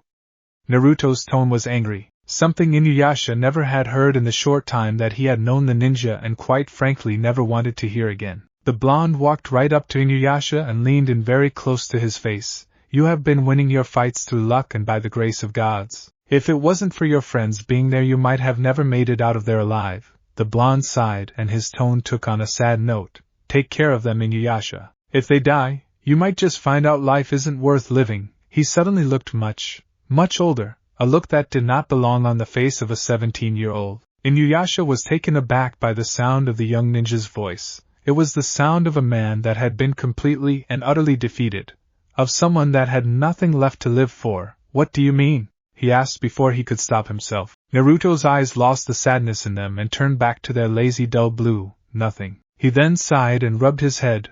I won't force you, Inuyasha. Think about it for a while, and if you still want to train in order to protect your friends better, then you can find me by the river. With that said, the blonde vanished in a swirl of leaves, but the haunted look in his eyes was etched into the red-clad Hanyo's memory. XXXXXXXXX. Naruto turned at the sound of rustling leaves and found Inuyasha's form emerging from the trees. Before he could say anything, Inuyasha tossed him a familiar stick and settled himself in a fighting stance, a real one this time. Naruto smiled, and so he began his instruction. Flashback. And where is Naruto-san now? He said he was gonna go take a walk and would see us early in the morning, Inuyasha mumbled. Ki nodded before she turned back to the stew cooking atop the fire. For Naruto's made a simple seal and vanished in a puff of smoke. Meanwhile, the real Naruto opened his eyes and sat up from his meditative position in the middle of a field. With a simple seal and a look of concentration on his face, he focused his chakra and 4 clones emerged. He put a hand to a tree in order to steady himself before looking at his 4 clones. You 4 should last the whole week. You know your assignments. The 4 clones nodded before leaping away. The real Naruto watched them go before walking towards the site of the Bone Eater's well. He stared down into the darkness with a lazy expression before taking a deep breath. Well, Midoriko, I would like to see what the future is like, may I? The well gave a soft blue glow, and Naruto leapt into the darkness of the well and felt the warm blue light envelop him. As the portals of time and space was distorted, he felt the warmth of Midoriko's magic on his skin, almost like she herself was standing next to him, offering her protection as well as her blessing. Thanks, Midoriko. When he opened his eyes, he was met with the wooden roof of a house. It appears as though I've arrived. Naruto leapt once and gracefully exited the well. He looked around the empty shack once before walking to the door. As he opened the door, his abnormally sharp sense of smell was assaulted by a wave of foul smells. He winced at that point. He officially decided, the future stinks. He closed his eyes for a moment to filter out all of the new and unpleasant scents. After a few moments he reopened his eyes and took a good look around. A stone pathway that led to a shrine, the Gashimboku, in the distance, and what appeared to be a small shop. He shrugged and began walking toward the shrine. He got to the door and knocked. Coming! A kid's voice. Maybe it was that Suda boy. Sure enough, a few minutes later the door opened, revealing a young boy, about 12 years old, with simple black hair, staring up at him with curiosity. Then he screamed, "Eh! He's gonna rob us!" And so Naruto had the door slammed in his face. Well, that wasn't very nice. Suda felt his blood turn to ice at the sound of the voice directly behind him, meaning that it was coming from inside the house, since he was facing the door. He slowly turned his head and saw the 6'0" blonde-haired masked man standing in the middle of his living room. Suda, what's going on? Both boys turned and saw Kagome as she came down the stairs and gawked at Naruto. The blonde merely smiled his lazy smile and waved. Surprise! Kagome stared at him for a few moments before she began sputtering in disbelief. Wow, what the hell are you doing here? She shrieked. Naruto put on a mock-hurt look and placed a hand over his heart. My Kagome-chan, you wound me. I cannot even visit my good friend and future student? Kagome furiously shook her head, her raven locks flailing about and landing on her face. No. You can't be here.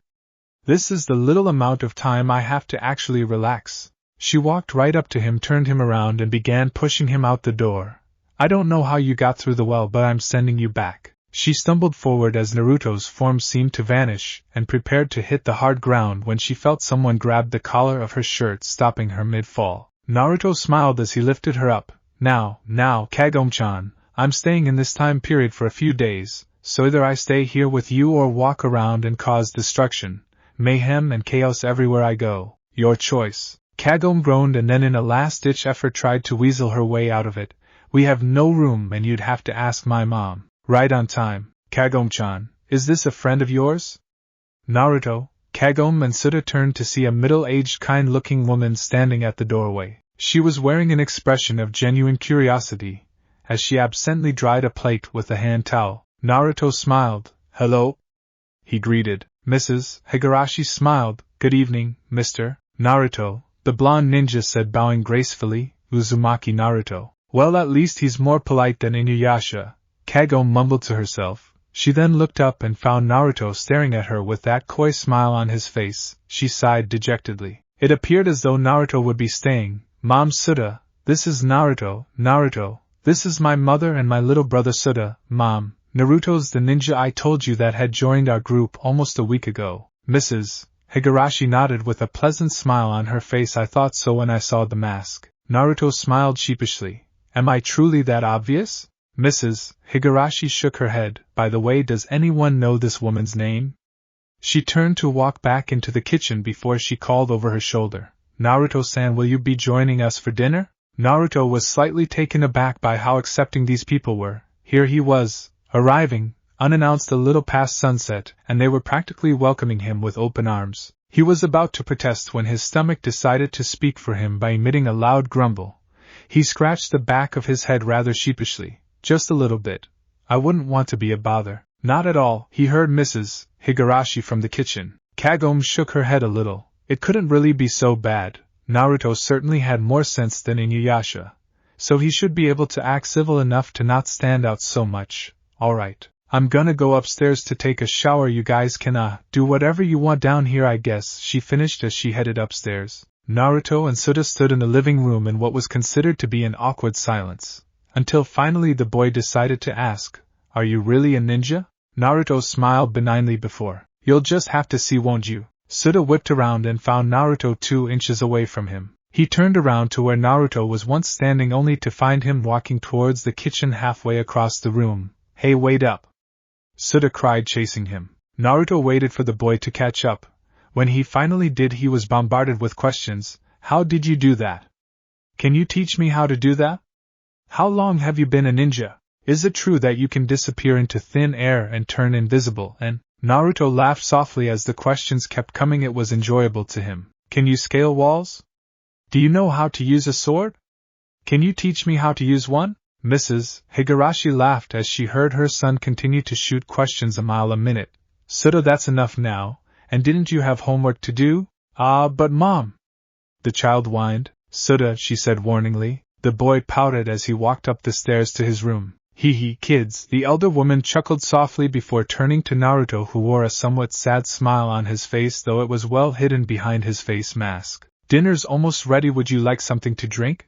Naruto smiled and nodded. Thanks, I'm sorry for the intrusion. Don't worry, it's not a bother at all. So tell me, since you're a ninja, what feudal lord did you serve, or are currently serving? Naruto answered with a semi-truthful answer. I'm actually a missing nin.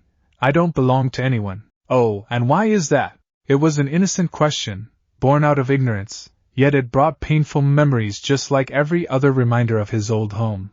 With a deep breath and slight shake of his head, he pushed away the memories. Let's just say, things don't always go the way we want them to go. The woman turned and gave him a curious look, but with the slightly faraway look in his eyes and melancholy tone, she knew not to push the subject further and merely placed it in the back of her mind. Naruto was pushed out of memory lane as she returned with a glass with some strange brownish-black liquid. He took the cup and eyed it curiously. What on earth was this? Mrs. Higurashi smiled and answered his unasked question. It's called Pepsi. It's a modern drink and tastes quite good. Just give it a try. She was about to turn around when she realized that this was the perfect opportunity to see his face, so she stared. Naruto hooked a finger over his mask in preparation to bring it down when his eyes widened and he pointed dramatically. What is that? He pointed behind her, making her turn slightly. Then he drank the drink in one huge gulp. Mrs. Higurashi realized far too late that she had been tricked, and when she turned around the cup was already empty and on the table with Naruto, fully masked, smiled at her. That was actually quite good. Thank you for the drink. She refrained from muttering in annoyance and tried again. Would you like another? No thank you, Naruto chirped happily as he watched her reactions. She seemed quite peeved, but it was just so much fun. No wonder Kakashi-sensei had always done this. This was better than when he threw live crabs into old Sarutobi's Hokage robe rack. Mrs. Higurashi once again stopped herself from grumbling in annoyance. Oh well, she would get him at dinner. No way could he eat a full eel rice bowl quick enough for no one to see his face. Kagome muttered to herself as she exited the shower, rubbing a towel over her hair. She dressed herself in a simple t-shirt and sleeping pants and descended the stairs, only to find the blonde-haired ninja sitting in the living room reading a history book while her little brother watched TV. That fact alone surprised her. When Inuyasha had first seen the TV, he had freaked and nearly blew the damn thing up. But she hadn't even heard much of a scuffle when she was in the shower, meaning that Naruto didn't get too alarmed when they turned it on, and most people would have been glued to the thing the first time they saw one. But Naruto was acting as if he had seen this sort of thing every day. Kagome decided something right then. Naruto was much more of an enigma than he let on, an enigma that had to be solved. Dinner was an awkward affair as everyone continued to openly stare at the blonde ninja. Naruto had noticed that they had set aside another plate. When he asked about it, they had said that Grandpa was on a short trip to another town about 5 hours away and would be returning by train early tomorrow. Naruto assumed that a train was a method of transportation used to travel long distances. Still, as everyone in the family watched with bated breath as Naruto went to remove his mask, an inexplicable blackout occurred, casting the room in complete darkness. Genjutsu. When the lights flickered back on, Naruto had finished his meal and had his hands in a prayer position.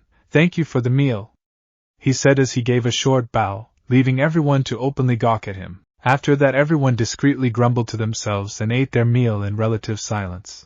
As Naruto exited the shower with some clothes that Kagome's father once possessed, he still wearing his face mask, he entered the room and found Kagome sitting on her desk reading a book. And what would that be? Modern physics, she replied, not taking her eyes off of the book. "I have a test tomorrow, and if I don't pass I might have to make up the whole year." Naruto stared at her for a moment before walking over to a history book and then to the sheets that had been laid out for him to sleep. It must be tough, having to keep up with 2 lives. Kagome sighed in what seemed like exhaustion. "It is. But I have a responsibility. I broke the jewel in the first place, so it's my job to put it back together." Naruto nodded. "Admirable," he praised. Kagome blushed slightly and turned to him with a smile. "Thanks." Naruto nodded.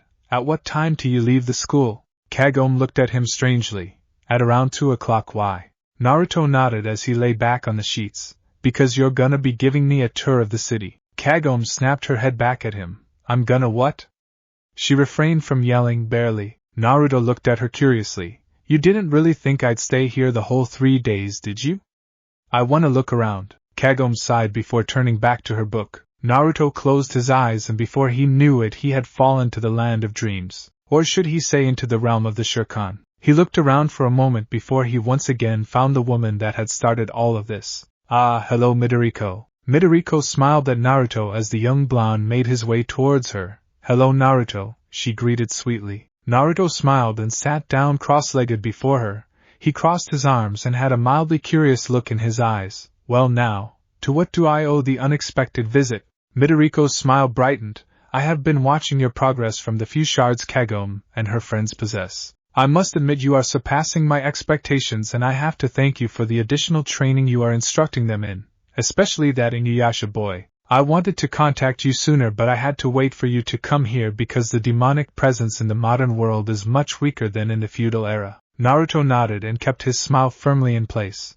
"I sense a but coming soon for the training part though." Midoriko looked a bit sheepish, which was quite strange and highly undignified for the most powerful priestess in history. "Well, I believe it is safe to assume that you were planning to train Kagome in something. What would that be?" Naruto cocked his head to the side in a thoughtful manner. "Well, Sango would specialize in long-range attacks.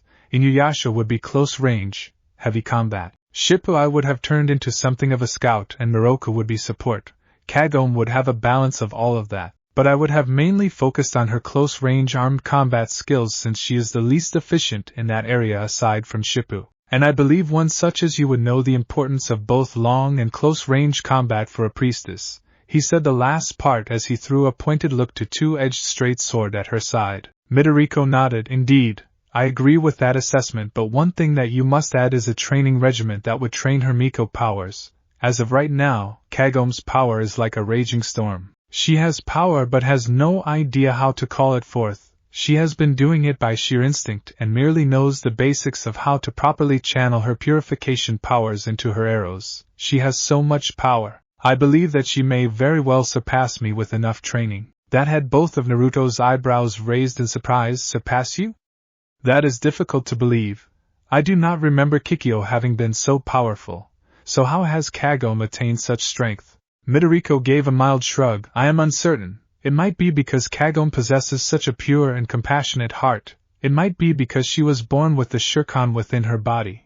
It could be anything. But what I know is that that girl could very well become so powerful that even the Kyuubi no Kitsune would be wary of her. Naruto looked thoughtful for a moment before he spoke. Midoriko, I've been wondering, how did I arrive here? Did I move forward through times? Is this a completely different world, a parallel dimension? Midoriko sighed sadly. She knew this question was coming, but she truly did not wish to tell him of the fate of his world. Naruto, she began, I went back to the past to retrieve you, more specifically, 5,000 years from Kagome's time, after the fall of Konohagakure, Sunigakure and Otogakure. A massive power vacuum was formed and the forces of Kuri, Kumo, Iwa, Kusa, AIM and any other would-be village Kage vied for land and power. A single spark turned into a roaring flame that erupted into the Fourth Great Shinobi War. Naruto listened unfazed as the story played out. This, coupled with the release of the Bijou, due to the fact that the Akatsuki no longer provided enough chakra to hold them within the statue-like prison they had sealed them in, caused the destruction of the world. Kyuubi and the rest of the Bijou came forth and destroyed every last ninja, destroying every last technology, purging the land of all knowledge of chakra, and opened the doors onto the realm of the Makai, releasing even more, slightly weaker demons, plunging the world into an era of darkness. Eventually the other Bijou turned power-hungry and that once again erupted into another war, which the Kyuubi predictably won, becoming the last of the mighty Bijou. But then, inexplicably, the Kyuubi vanished and the doors into the Makai were sealed, stopping the demons from coming into the world. Humans rose again and all demons, save for the powerful ones such as the Teiokai, fell, leading into what is known to Kagome as the feudal era. She paused to catch her breath. Then when I was alive and was already one of the most powerful priestesses, I began hearing rumors of powerful demons terrorizing the land to the north. So I traveled there and came across such devastation I will never forget. She looked down. So I hunted these demons, and indeed they were powerful. They would have to be, because they were the second coming of the Bijou. Naruto's eyes widened at that. Midoriko chuckled at his look. Indeed, I fought the Shikaku, the Death Cat, the Sea Demon and the rest, all except for the Kyuubi. None of the demons had reached maturity, so none of them were as powerful as the ones that existed during your time, which is why I was able to seal them all into the Shurikon along with myself. Naruto spoke next. But then, how did you find me? Midoriko looked at him slightly surprised. It was when you released the Kyuubi. That single action created a ripple throughout time. If that would not have happened, the Akatsuki leader would not be dead, meaning that the rest of the Bijou would have been sealed and the world would have never fallen into its era of darkness. When that happened, the Bijou that I had sealed within the Shurikon went to him, like a moth to the flame. They tried to draw from his power. Thank goodness they were unable to do so, otherwise I doubt I would have been able to hold them back. Naruto nodded. I see. But does anyone know what happened to the Kyuubi? Midoriko shook her head. No one knows. Some say he returned to the Makai. Others say that he hid away from a world he had become bored with, and would emerge again when he deemed it worthy enough to present him a proper challenge. But I cannot say for sure. Naruto nodded and sighed. At least now he knew what had happened to his world, right? Back to Kagome's training then, you were saying? Midoriko was caught flat-footed by the change of subject but recovered quickly. Oh yes, well, in addition to what you will teach her, I would also like for you to teach her how to hone her Miko powers. Naruto raised a single eyebrow in disbelief. Midoriko, in case you forgot, I'm a ninja. Kagome already knows more about Miko powers than what I do. Midoriko smiled. I know, which is why I will tell you everything you need to train her properly. Naruto sighed. It looked like it would be a long night. Naruto's eyes fluttered open as the sun filtered in through Kagome's curtains. But that wasn't what woke him up. No, it was the green skirt-wearing teenager running around the room with her head cut off, screaming at the top of her lungs. I'm late. Oh damn it, I am so late. Naruto slowly sat up from his place on the floor and stretched as he yawned tiredly. Damn it, where is my math book? Kagome yelled as she literally tore through her room searching for it. Here you go. She heard a voice behind her and saw the book being held out to her. She grabbed it and stuffed it in her bag, making sure that everything was in its proper place. Damn it, now where's the damn calculator? Once again something was held out for her to take. She looked and there was her calculator. Thanks. Okay, it looks like everything's here, she said before hefting her bag upwards, only to find Naruto standing in front of her with his bright smile, fully dressed. Wow, but you just woke up 3 seconds ago. She sputtered in disbelief. Naruto shook his head with the smile still on his face. Actually 5.3 seconds ago. But you're dressed. Naruto nodded. Yes, people usually do that in order to leave their homes and begin their day, he said with a mischievous smile on his face. Arg! Kagome yelled, frustrated. I don't have time for this. I'm gonna be late. She yelled, passing him and walking out the door. Naruto silently followed the high school teen from the rooftops of Tokyo as she made her way to the school. He had to admit the future was quite impressive, though he would prefer if it didn't smell so bad. He watched with amusement as she entered the schoolyard and 3 bubbly girls walked up to her and began to practically drown her with words. He thanked the gods that his hearing wasn't sharp enough to actually be able to hear them properly. He heard a faint bell ring and saw all of the students shuffle inside. He reappeared in the front courtyard in a swirl of leaves and stared at the large building. Well now, let's see what mischief I can cause here. Naruto slowly made his way through the hallways, using a minor genjutsu to make himself invisible so that no one would see him. He walked into what he assumed was the gym. He watched as the girls played a sport where they had to toss a ball over a net. It would be mildly entertaining if they weren't so slow. He shrugged. Oh well, beggars can't be choosers. Alright girls, hit the showers. He heard the coach scream to the group, and so they did, and he followed. Ero-sennin would kill for this, he absently muttered before walking in. The girls were fairly attractive in their own way. He enjoyed the view for a few moments before he went into a corner of the room and made some hand seals. Kukios. No jutsu, he whispered before 3 dozen frogs croaked and began bouncing around. They looked confused. No doubt, they had not had a summoner for over 5,000 years. Perhaps he should change that. This future, if one could call it that, felt wrong. It was incomplete. The world was wrong. Perhaps the knowledge of chakra would help heal it. Still, that was another thought for another time. The reaction was almost instantaneous. All of the girls screamed and began running around in a panic, trying to escape the harmless amphibians. Naruto silently exited the locker room and chuckled to himself as he heard the screams, crashes and general chaos behind him.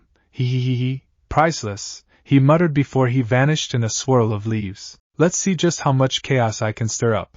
Kagome found herself sitting at lunch discussing the recent and extremely strange events that had been happening throughout the entire school all day. To say it was bizarre would have been a huge understatement. First, frogs had appeared in the girls' locker room. Then a car had been placed on the roof of the school. Then an 84-year-old history teacher had started taking off his clothes in the middle of class, genjutsu, mentally scarring a few girls. Then the school bully had been hung up to the flag pole by his underwear. Then the cafeteria lady had gotten herself electrocuted, making her hair stand on end. She kinda looked like Don King with an even bigger wig. And then the entire C11 class having animals painted on their faces, with face paint that didn't come off, making them look utterly ridiculous. Oh yes, and Miss Dia was dressed as a clown. Oh yes, and let's not forget each of the toilets flooding, making the school smell like human waste, while the janitor was locked in his own closet. Bizarre indeed. Kagome was starting to think that someone she knew was behind all of this. Then, as if to confirm her suspicion, she saw a masked figure at the window grinning like a madman. Kagome stared at him with irritation. He then started counting down with his fingers. 3, 2, 1. He snapped his fingers. Rurianianig.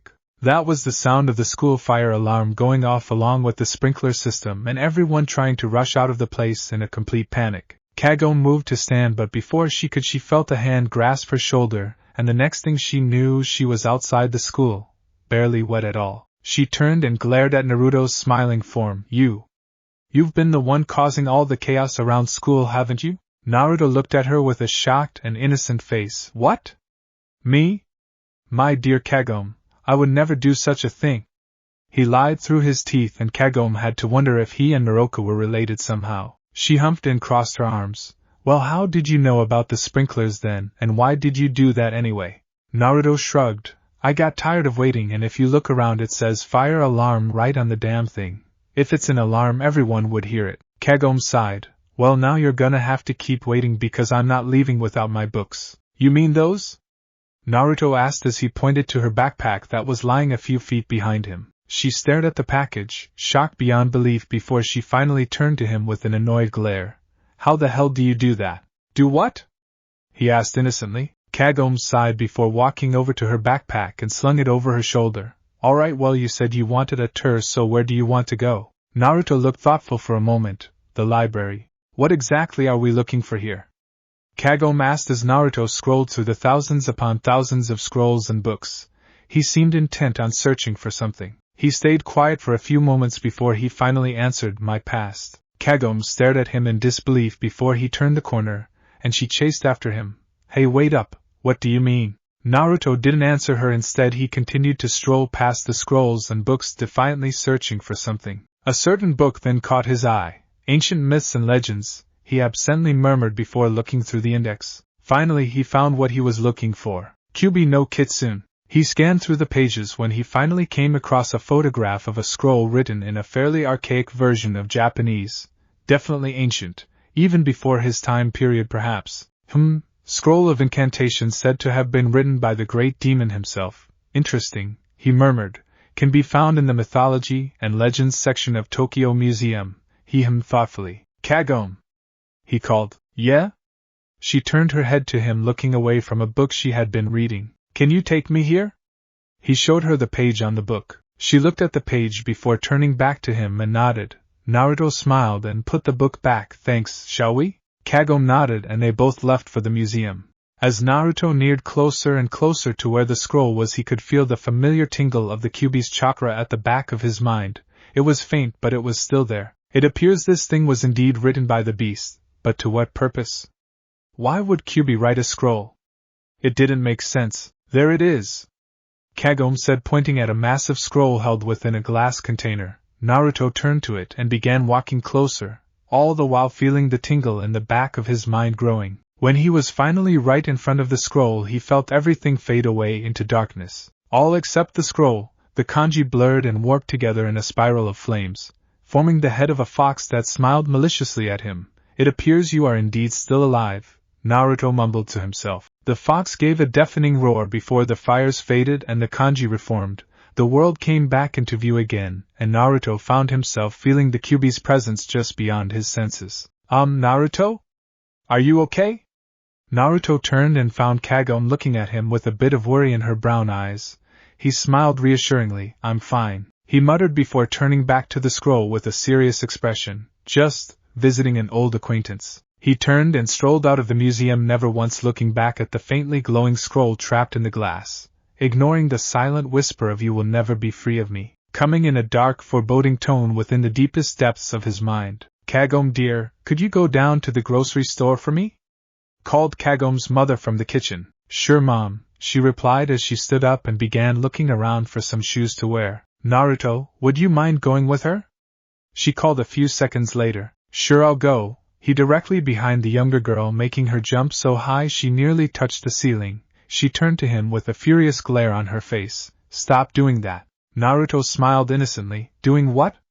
His voice was sickeningly innocent and sweet, and it only frustrated Kagome even more that she knew he was smiling beneath that god-forsaken mask of his. She ground her teeth together, and was about to say something when Naruto vanished in a swirl of leaves. Hey, come on.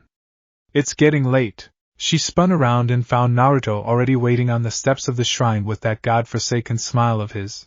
Her teeth were clenched so tightly in annoyance that she could have sworn one was gonna chip. As the two silently walked down the busy sidewalks of Tokyo, Naruto was desperately refraining from taking to the rooftops. There were too many people and far too many smells down on ground level. Are we almost there? He asked with his usual laziness, as he tried to hide his discomfort and his annoyance. Kagome nodded, but then something caught her eye. Hey, what's this? Naruto followed her gaze to a large banner that said the words from God himself. A ramen eating contest, he said, smiling. Kagome caught the strangely over gleeful expression on his face. but before she could say anything he began making his way over. Hey, wait a minute, where are you going? To sign up, he called over his shoulder, making her jaw hit the floor. Wait. What do you mean you're going to sign up? Naruto held a bright smile on his face as he walked away with a full stomach and a lot of cash. He had won the contest obviously, as well as created a brand new world record for eating ramen, about 78 bowls. Or was it 88? Bah, he lost count. Kagome walked beside him utterly infuriated. 98 bowls, and I didn't see his face once. She mentally yelled. Indeed, Naruto had removed his face mask since the judges had to be sure he wasn't cheating somehow. But every time she looked, the bottom half of his face was covered by the bowl he was eating. Not only that, but every time he moved to put the bowl down where she would be able to get a good look at his face, someone would move in her way, or someone else would yell, making everyone turn their head, or a car would screech by, or a flock of birds would fly around and obscure her vision, or she would blink, or something would happen to block her view. And it was absolutely infuriating to see some stupid girls staring at Naruto with hearts for eyes as they left. Now the curiosity was practically killing her. It was then that Kagome decided that she was going to get together with the Inu gang, and she would find out whatever the hell was behind that godforsaken mask. The two slowly approached the supermarket. Kagome turned around to face him when they were just outside the exit. Listen, Naruto, you will not. I repeat, not going to do anything that will cause people to panic, scream, or just generally cause chaos while we're in here, okay? Naruto smiled in a mock military manner. Yes, ma'am, he saluted. Kagome sighed before they entered the supermarket. Kagome smiled happily as they left the supermarket. A full 20 minutes in there and not a single sound of any kind of chaos, not even shattering glass. She turned to Naruto, who she now noticed was grinning from ear to ear. She narrowed her eyes at him. Then, Kagome snapped her head around and saw everyone running out of the supermarket in a panic, with dozens, even hundreds of frogs leaping out behind them, croaking and jumping everywhere. She turned to Naruto with a glare that could have frozen hell over. I thought I told you not to cause any chaos while we were in the supermarket. But we're not in the supermarket, are we? He interrupted with his usual smile. Kagome would have sat him halfway into hell if he was Inuyasha, but sadly, he wasn't Inuyasha. She sighed in resignation and exhaustion. Let's just go home. Mom, we're home. Kagome called as they entered the house. And we brought the food, Naruto called behind her. The elder Higurashi chuckled as she came in from the living room. That's good, she said simply as she took the bags from them. Come now, I'm almost done with dinner. The two teenagers nodded and began making their way into the house. Hi Suda, Kagome greeted as she passed him by. Hey sis, he greeted back absently with a wave as he had his eyes glued onto the TV and was munching on a cheeseburger he had bought. After several seconds he noticed that Naruto was standing behind him. He looked up and saw Naruto staring at him with a raised eyebrow. What? He asked curiously. Naruto pointed at his cheeseburger. What's that? Suda looked at his burger and held it out to him. It's a cheeseburger from McDonald's. Want a bite? Naruto took the strange-looking food and shrugged. He hooked a finger over his mask, and before Suda knew what was going on he was blindfolded. His vision cleared 2 seconds later and he found Naruto chewing on the bite he had taken of the burger experimentally. He handed the burger back to the young boy. Suda looked at him expectantly. Well, what? Did you like it? Naruto smiled and opened his mouth to answer when, Shinobi-san. That was the old man's voice. I have a question. Naruto sighed. No, Mr. Higurashi, I have not met Yizuto Kagawa, or Tadakatsu Honda, or Masamune Date, or Nobunaga Oda, or Ujimasa Hojo, or Shingen Takeda, or Kenshin Yusuji, or any other feudal lord you can come up with, or have come up with already. Ever since the old man had arrived that morning via train and had discovered Naruto was a ninja from the feudal era, he had been asking any and all questions about anything and everything involving the political situation of ancient Japan. He could faintly hear the old man grumble as the pitter-patter of footsteps faded away down the hallway. Kagome sighed in contentment as she flopped down on her bed. Of all the things I leave behind when I go to the feudal era, this and the hot shower are what I miss the most. Indeed, Naruto agreed from his position on the floor as he turned a page on a book of ancient history. Pack up your things for when we leave tomorrow. We won't be returning for a while. Kagome looked at him strangely. What do you mean? She asked cautiously. Naruto closed his book and his face took an unusually serious expression. I wasn't joking when I said I had something planned for you, Kagome, and indeed I do. When we get back I will immediately begin your training. Training in what? She asked with a little foreboding seeping into her voice. Naruto stared at her dead in the eye. After I'm through with you, you may very well become the most powerful Miko this world has ever seen. Kagome sighed as she stared at the darkness of the well with her backpack slung over her shoulder. Ready? Asked Naruto from his position next to her. She took a deep breath and nodded. Hey, did you hear? Someone stole all of the cheeseburgers from 8 different McDonald's last night. Really? Naruto said, averting his eyes. No, I didn't know that. I wonder why they did it. Indeed, Naruto muttered before wrapping an arm around her waist and jumping down into the well, feeling the warm magic envelop them once more. Focus, Kagome. Visualize the power within yourself and call it forth, Naruto said in his instructing voice as he stood a few feet away from the girl who sat in a meditative position in the center of a rather large clearing. They had been up here for about 3 weeks since the return from the modern era. Naruto barely gave Kagome time to even see anyone, since he knew that Inuyasha would probably try to give him a hard time if someone asked just how long this training would take. Quite frankly, Naruto wasn't sure just how long it would take. The entirety of the 3 weeks since he had started training her had been completely focused on summoning every last ounce of hidden power Kagome had within her. He had to admit, it was indeed an impressive amount. If he had to place them in categories of ninja, Kikyo would definitely be an elite jounin.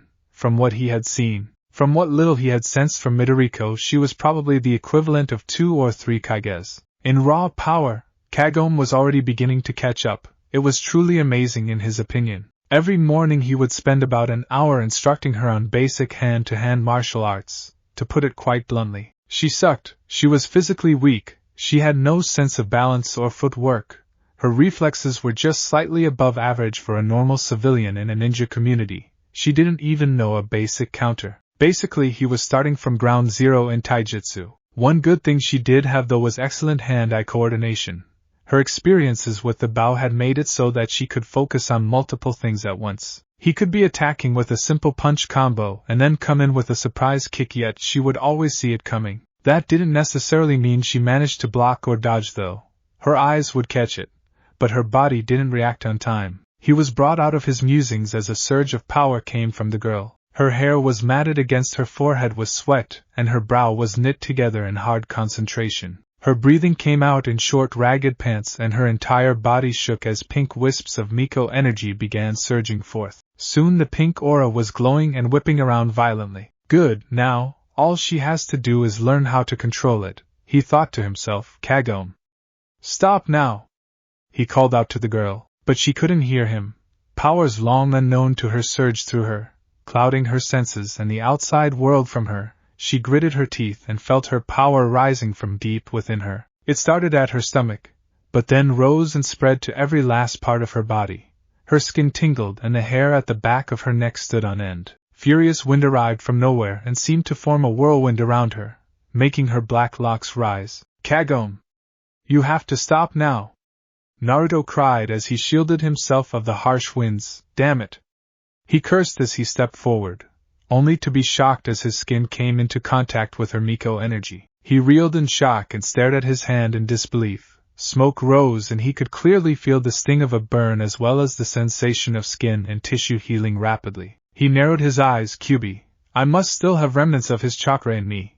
Her Miko powers will harm me if I get too close, he thought as he looked back up into the pillar of pink light. He could see the faint outline of Kagome's form in the center. He took a deep breath and felt the chakra surging to his feet before he rushed forward as fast as he could. Kagome suddenly felt a hand hit her chest, just beneath her neck, and in seconds all of her power returned to her, making her feel like someone had punched her in the gut hard. She hunched forward and coughed as she gasped for breath, so she could get air back into her lungs. As her coughing ceased, she looked up and found Naruto was also breathing hard and his entire body had smoke rising out of it. I think we need a different plan, he muttered as he pulled back and sat down with a thump. Kagome stared at him for a few moments in silent shock. He looked exhausted.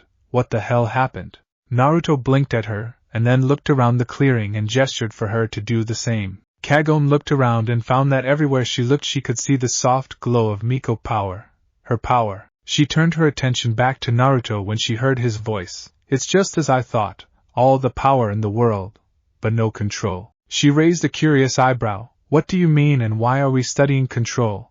I don't really understand why it's so important. Naruto thought for a moment before he spoke next. Control is the most important part of your Miko powers. Without it, it's just wasted energy. She nodded but still didn't look too convinced. Naruto sighed. I think a demonstration will work better for you. He stood and began walking towards a tree. Hey wait, are you saying you have Miko powers too? Naruto chuckled. Not exactly, he said without facing her. He extended his hand and immediately an imperfect Rasengan formed.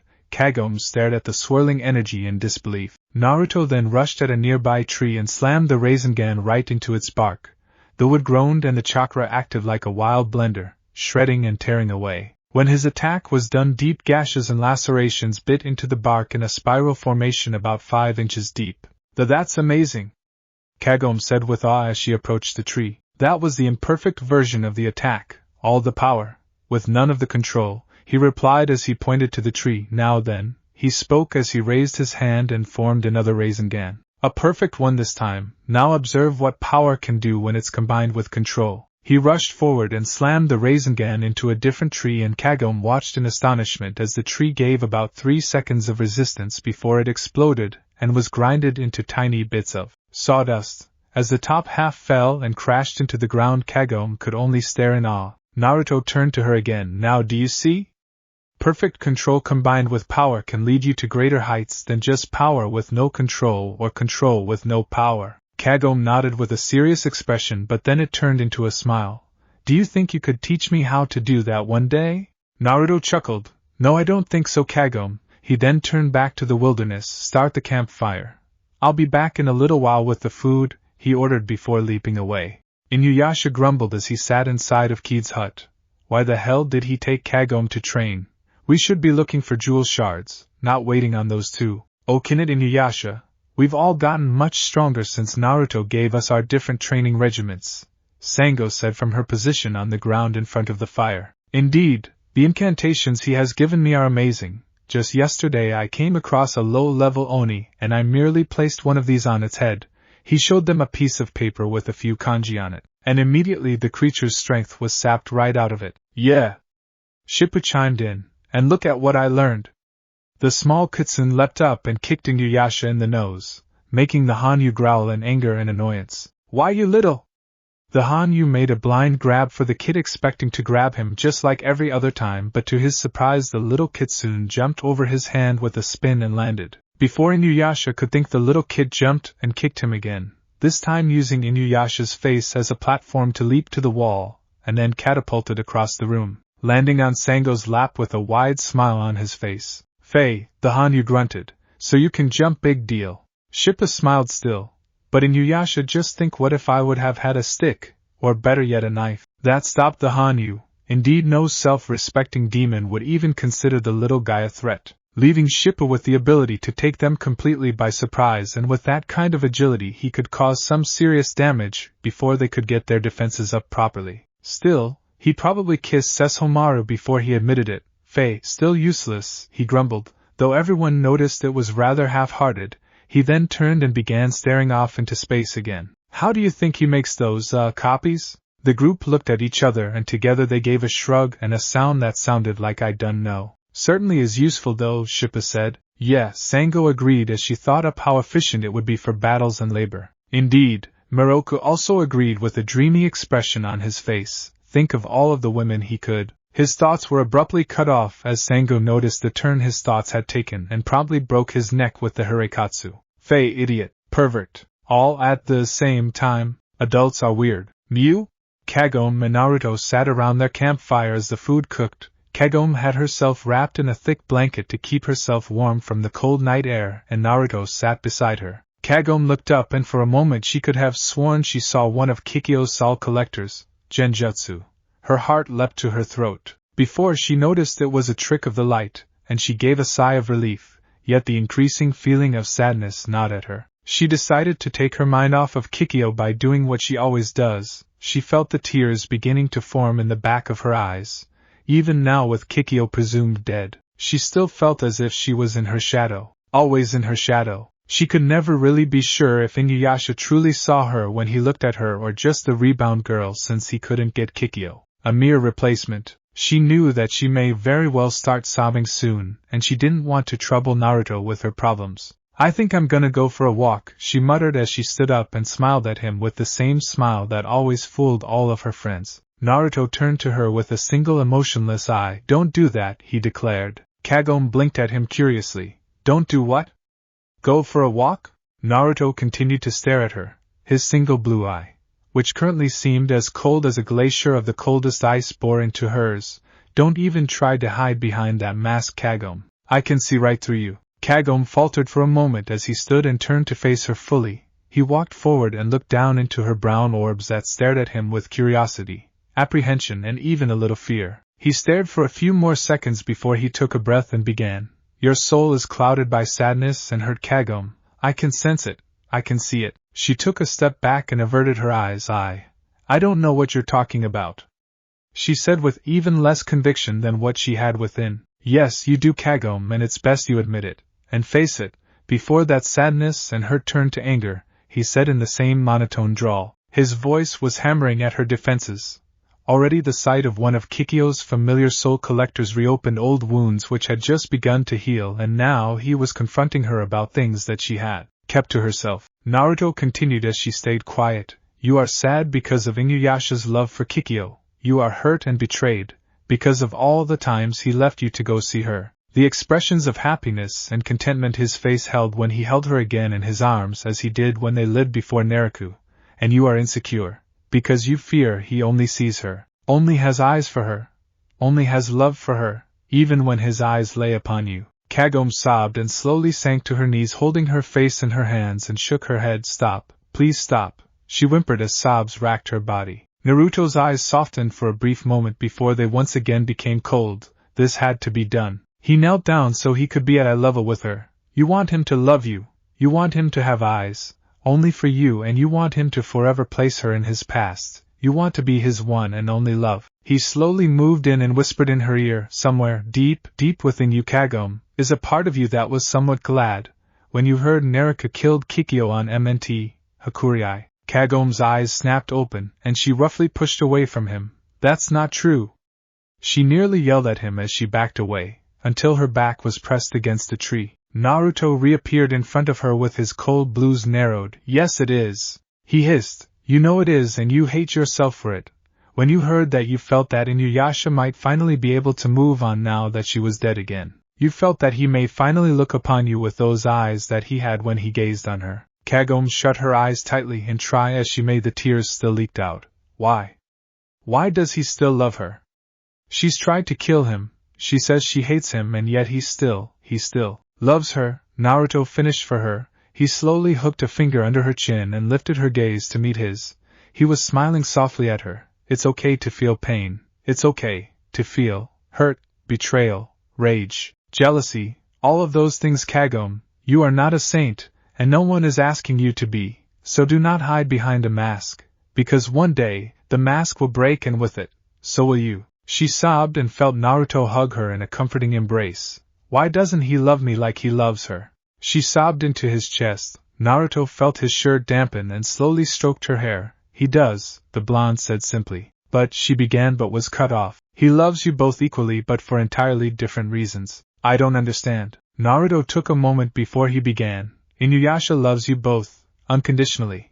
He will always love the both of you no matter what happens. He loves you because you have always been there for him, always supported him, always helped him, always believed in him, always encouraged him. You were in reality his first friend, and then that feeling evolved into love. He would jump into the pits of hell for you if it would make you happy. He paused, and he loves Kikyo, because she was the first, where you became his first friend. Kikyo was the one who showed him that indeed he could love. He could be loved, and that it was possible for him to be happy. She was the first to show him acceptance. Without her, he may have become just like his brother, says Homaru, cold and emotionless. Kagome shivered at the thought. After several seconds she looked back up at his face. How?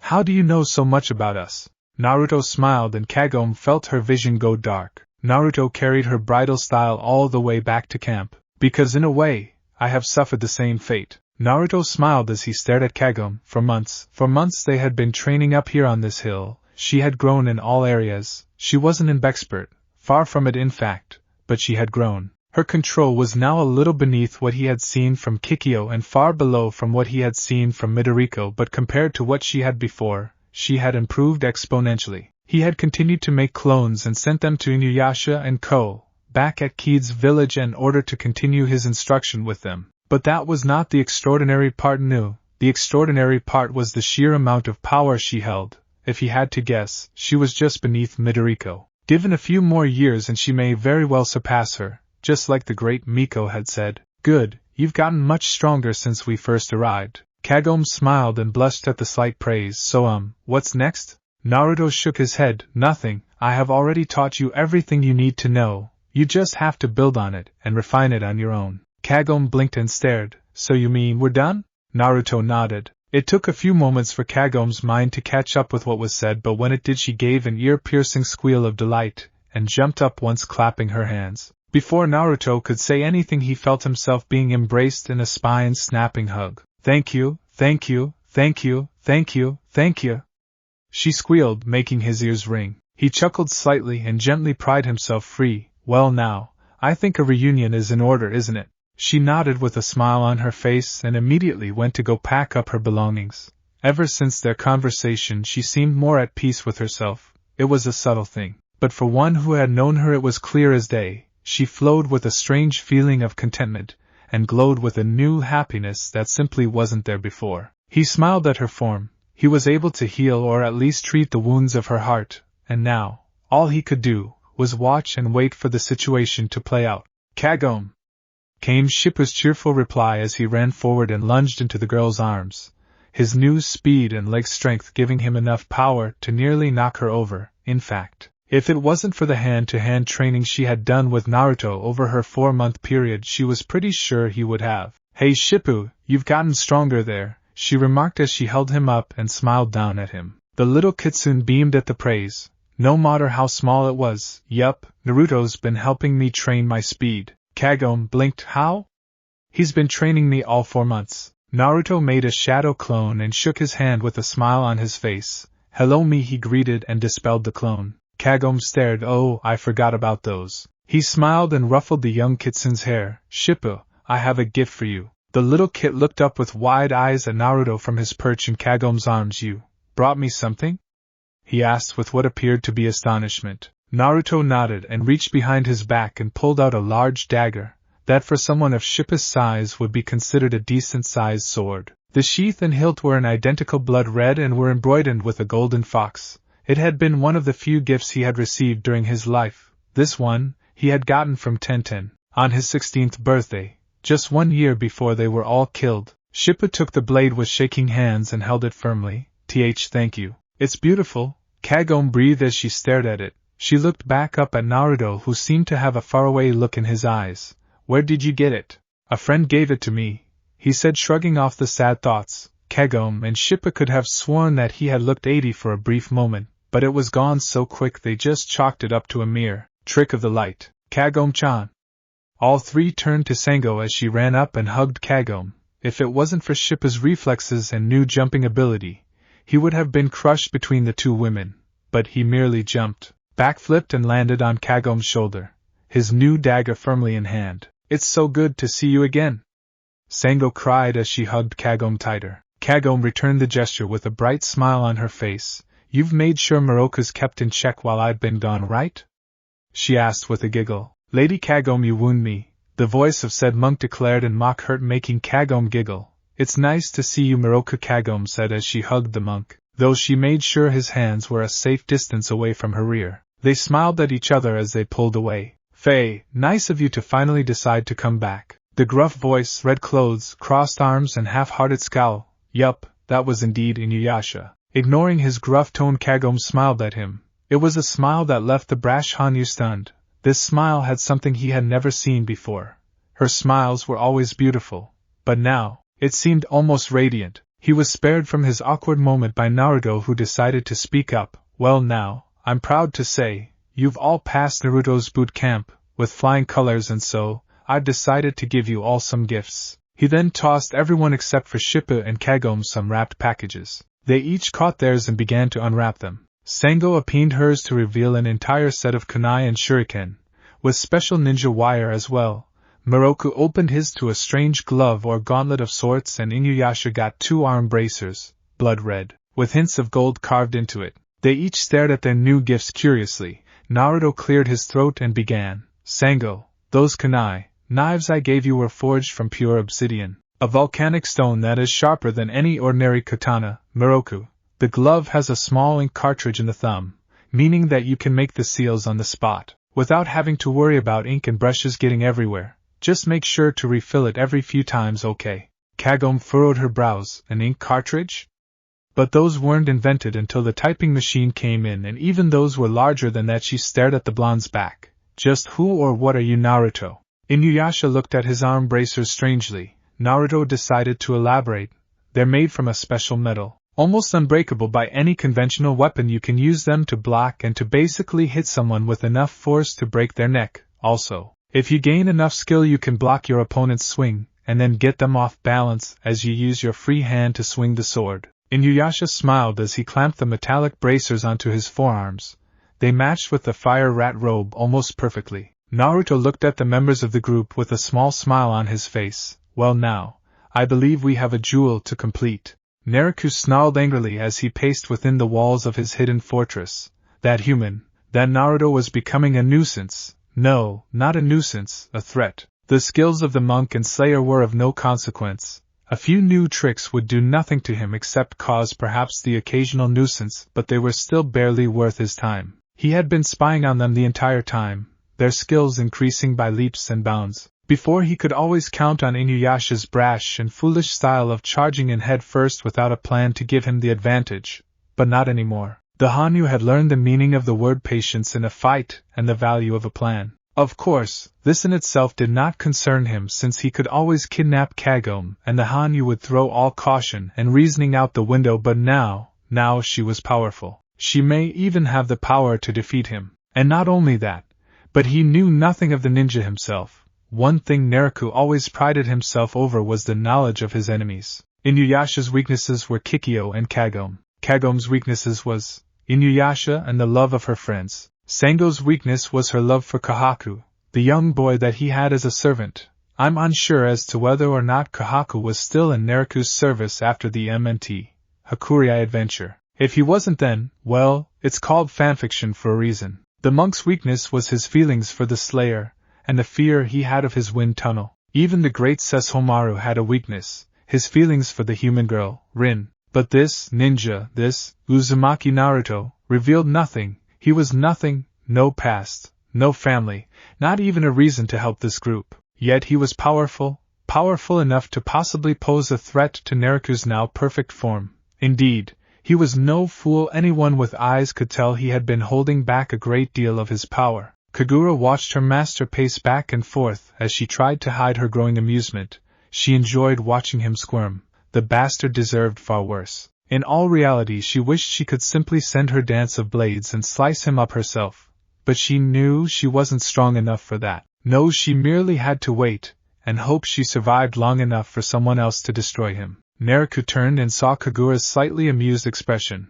His anger and hate grew. Laugh at him, will she? Kagura gasped in pain as the part of her chest, where her heart should be, suddenly felt as if it was being crushed. She clutched it, and gave a painful groan as she bent forward and fell to her knees. She gritted her teeth as she refused to cry out. She wouldn't give that sick bastard the satisfaction of hearing her in pain. Her shoulders shook, and with tremendous effort she hauled herself up and stood on shaky legs. Naruto's eyes shone with the fury of 1,000 hells as his clawed hand shot forward and latched itself onto her throat tightly.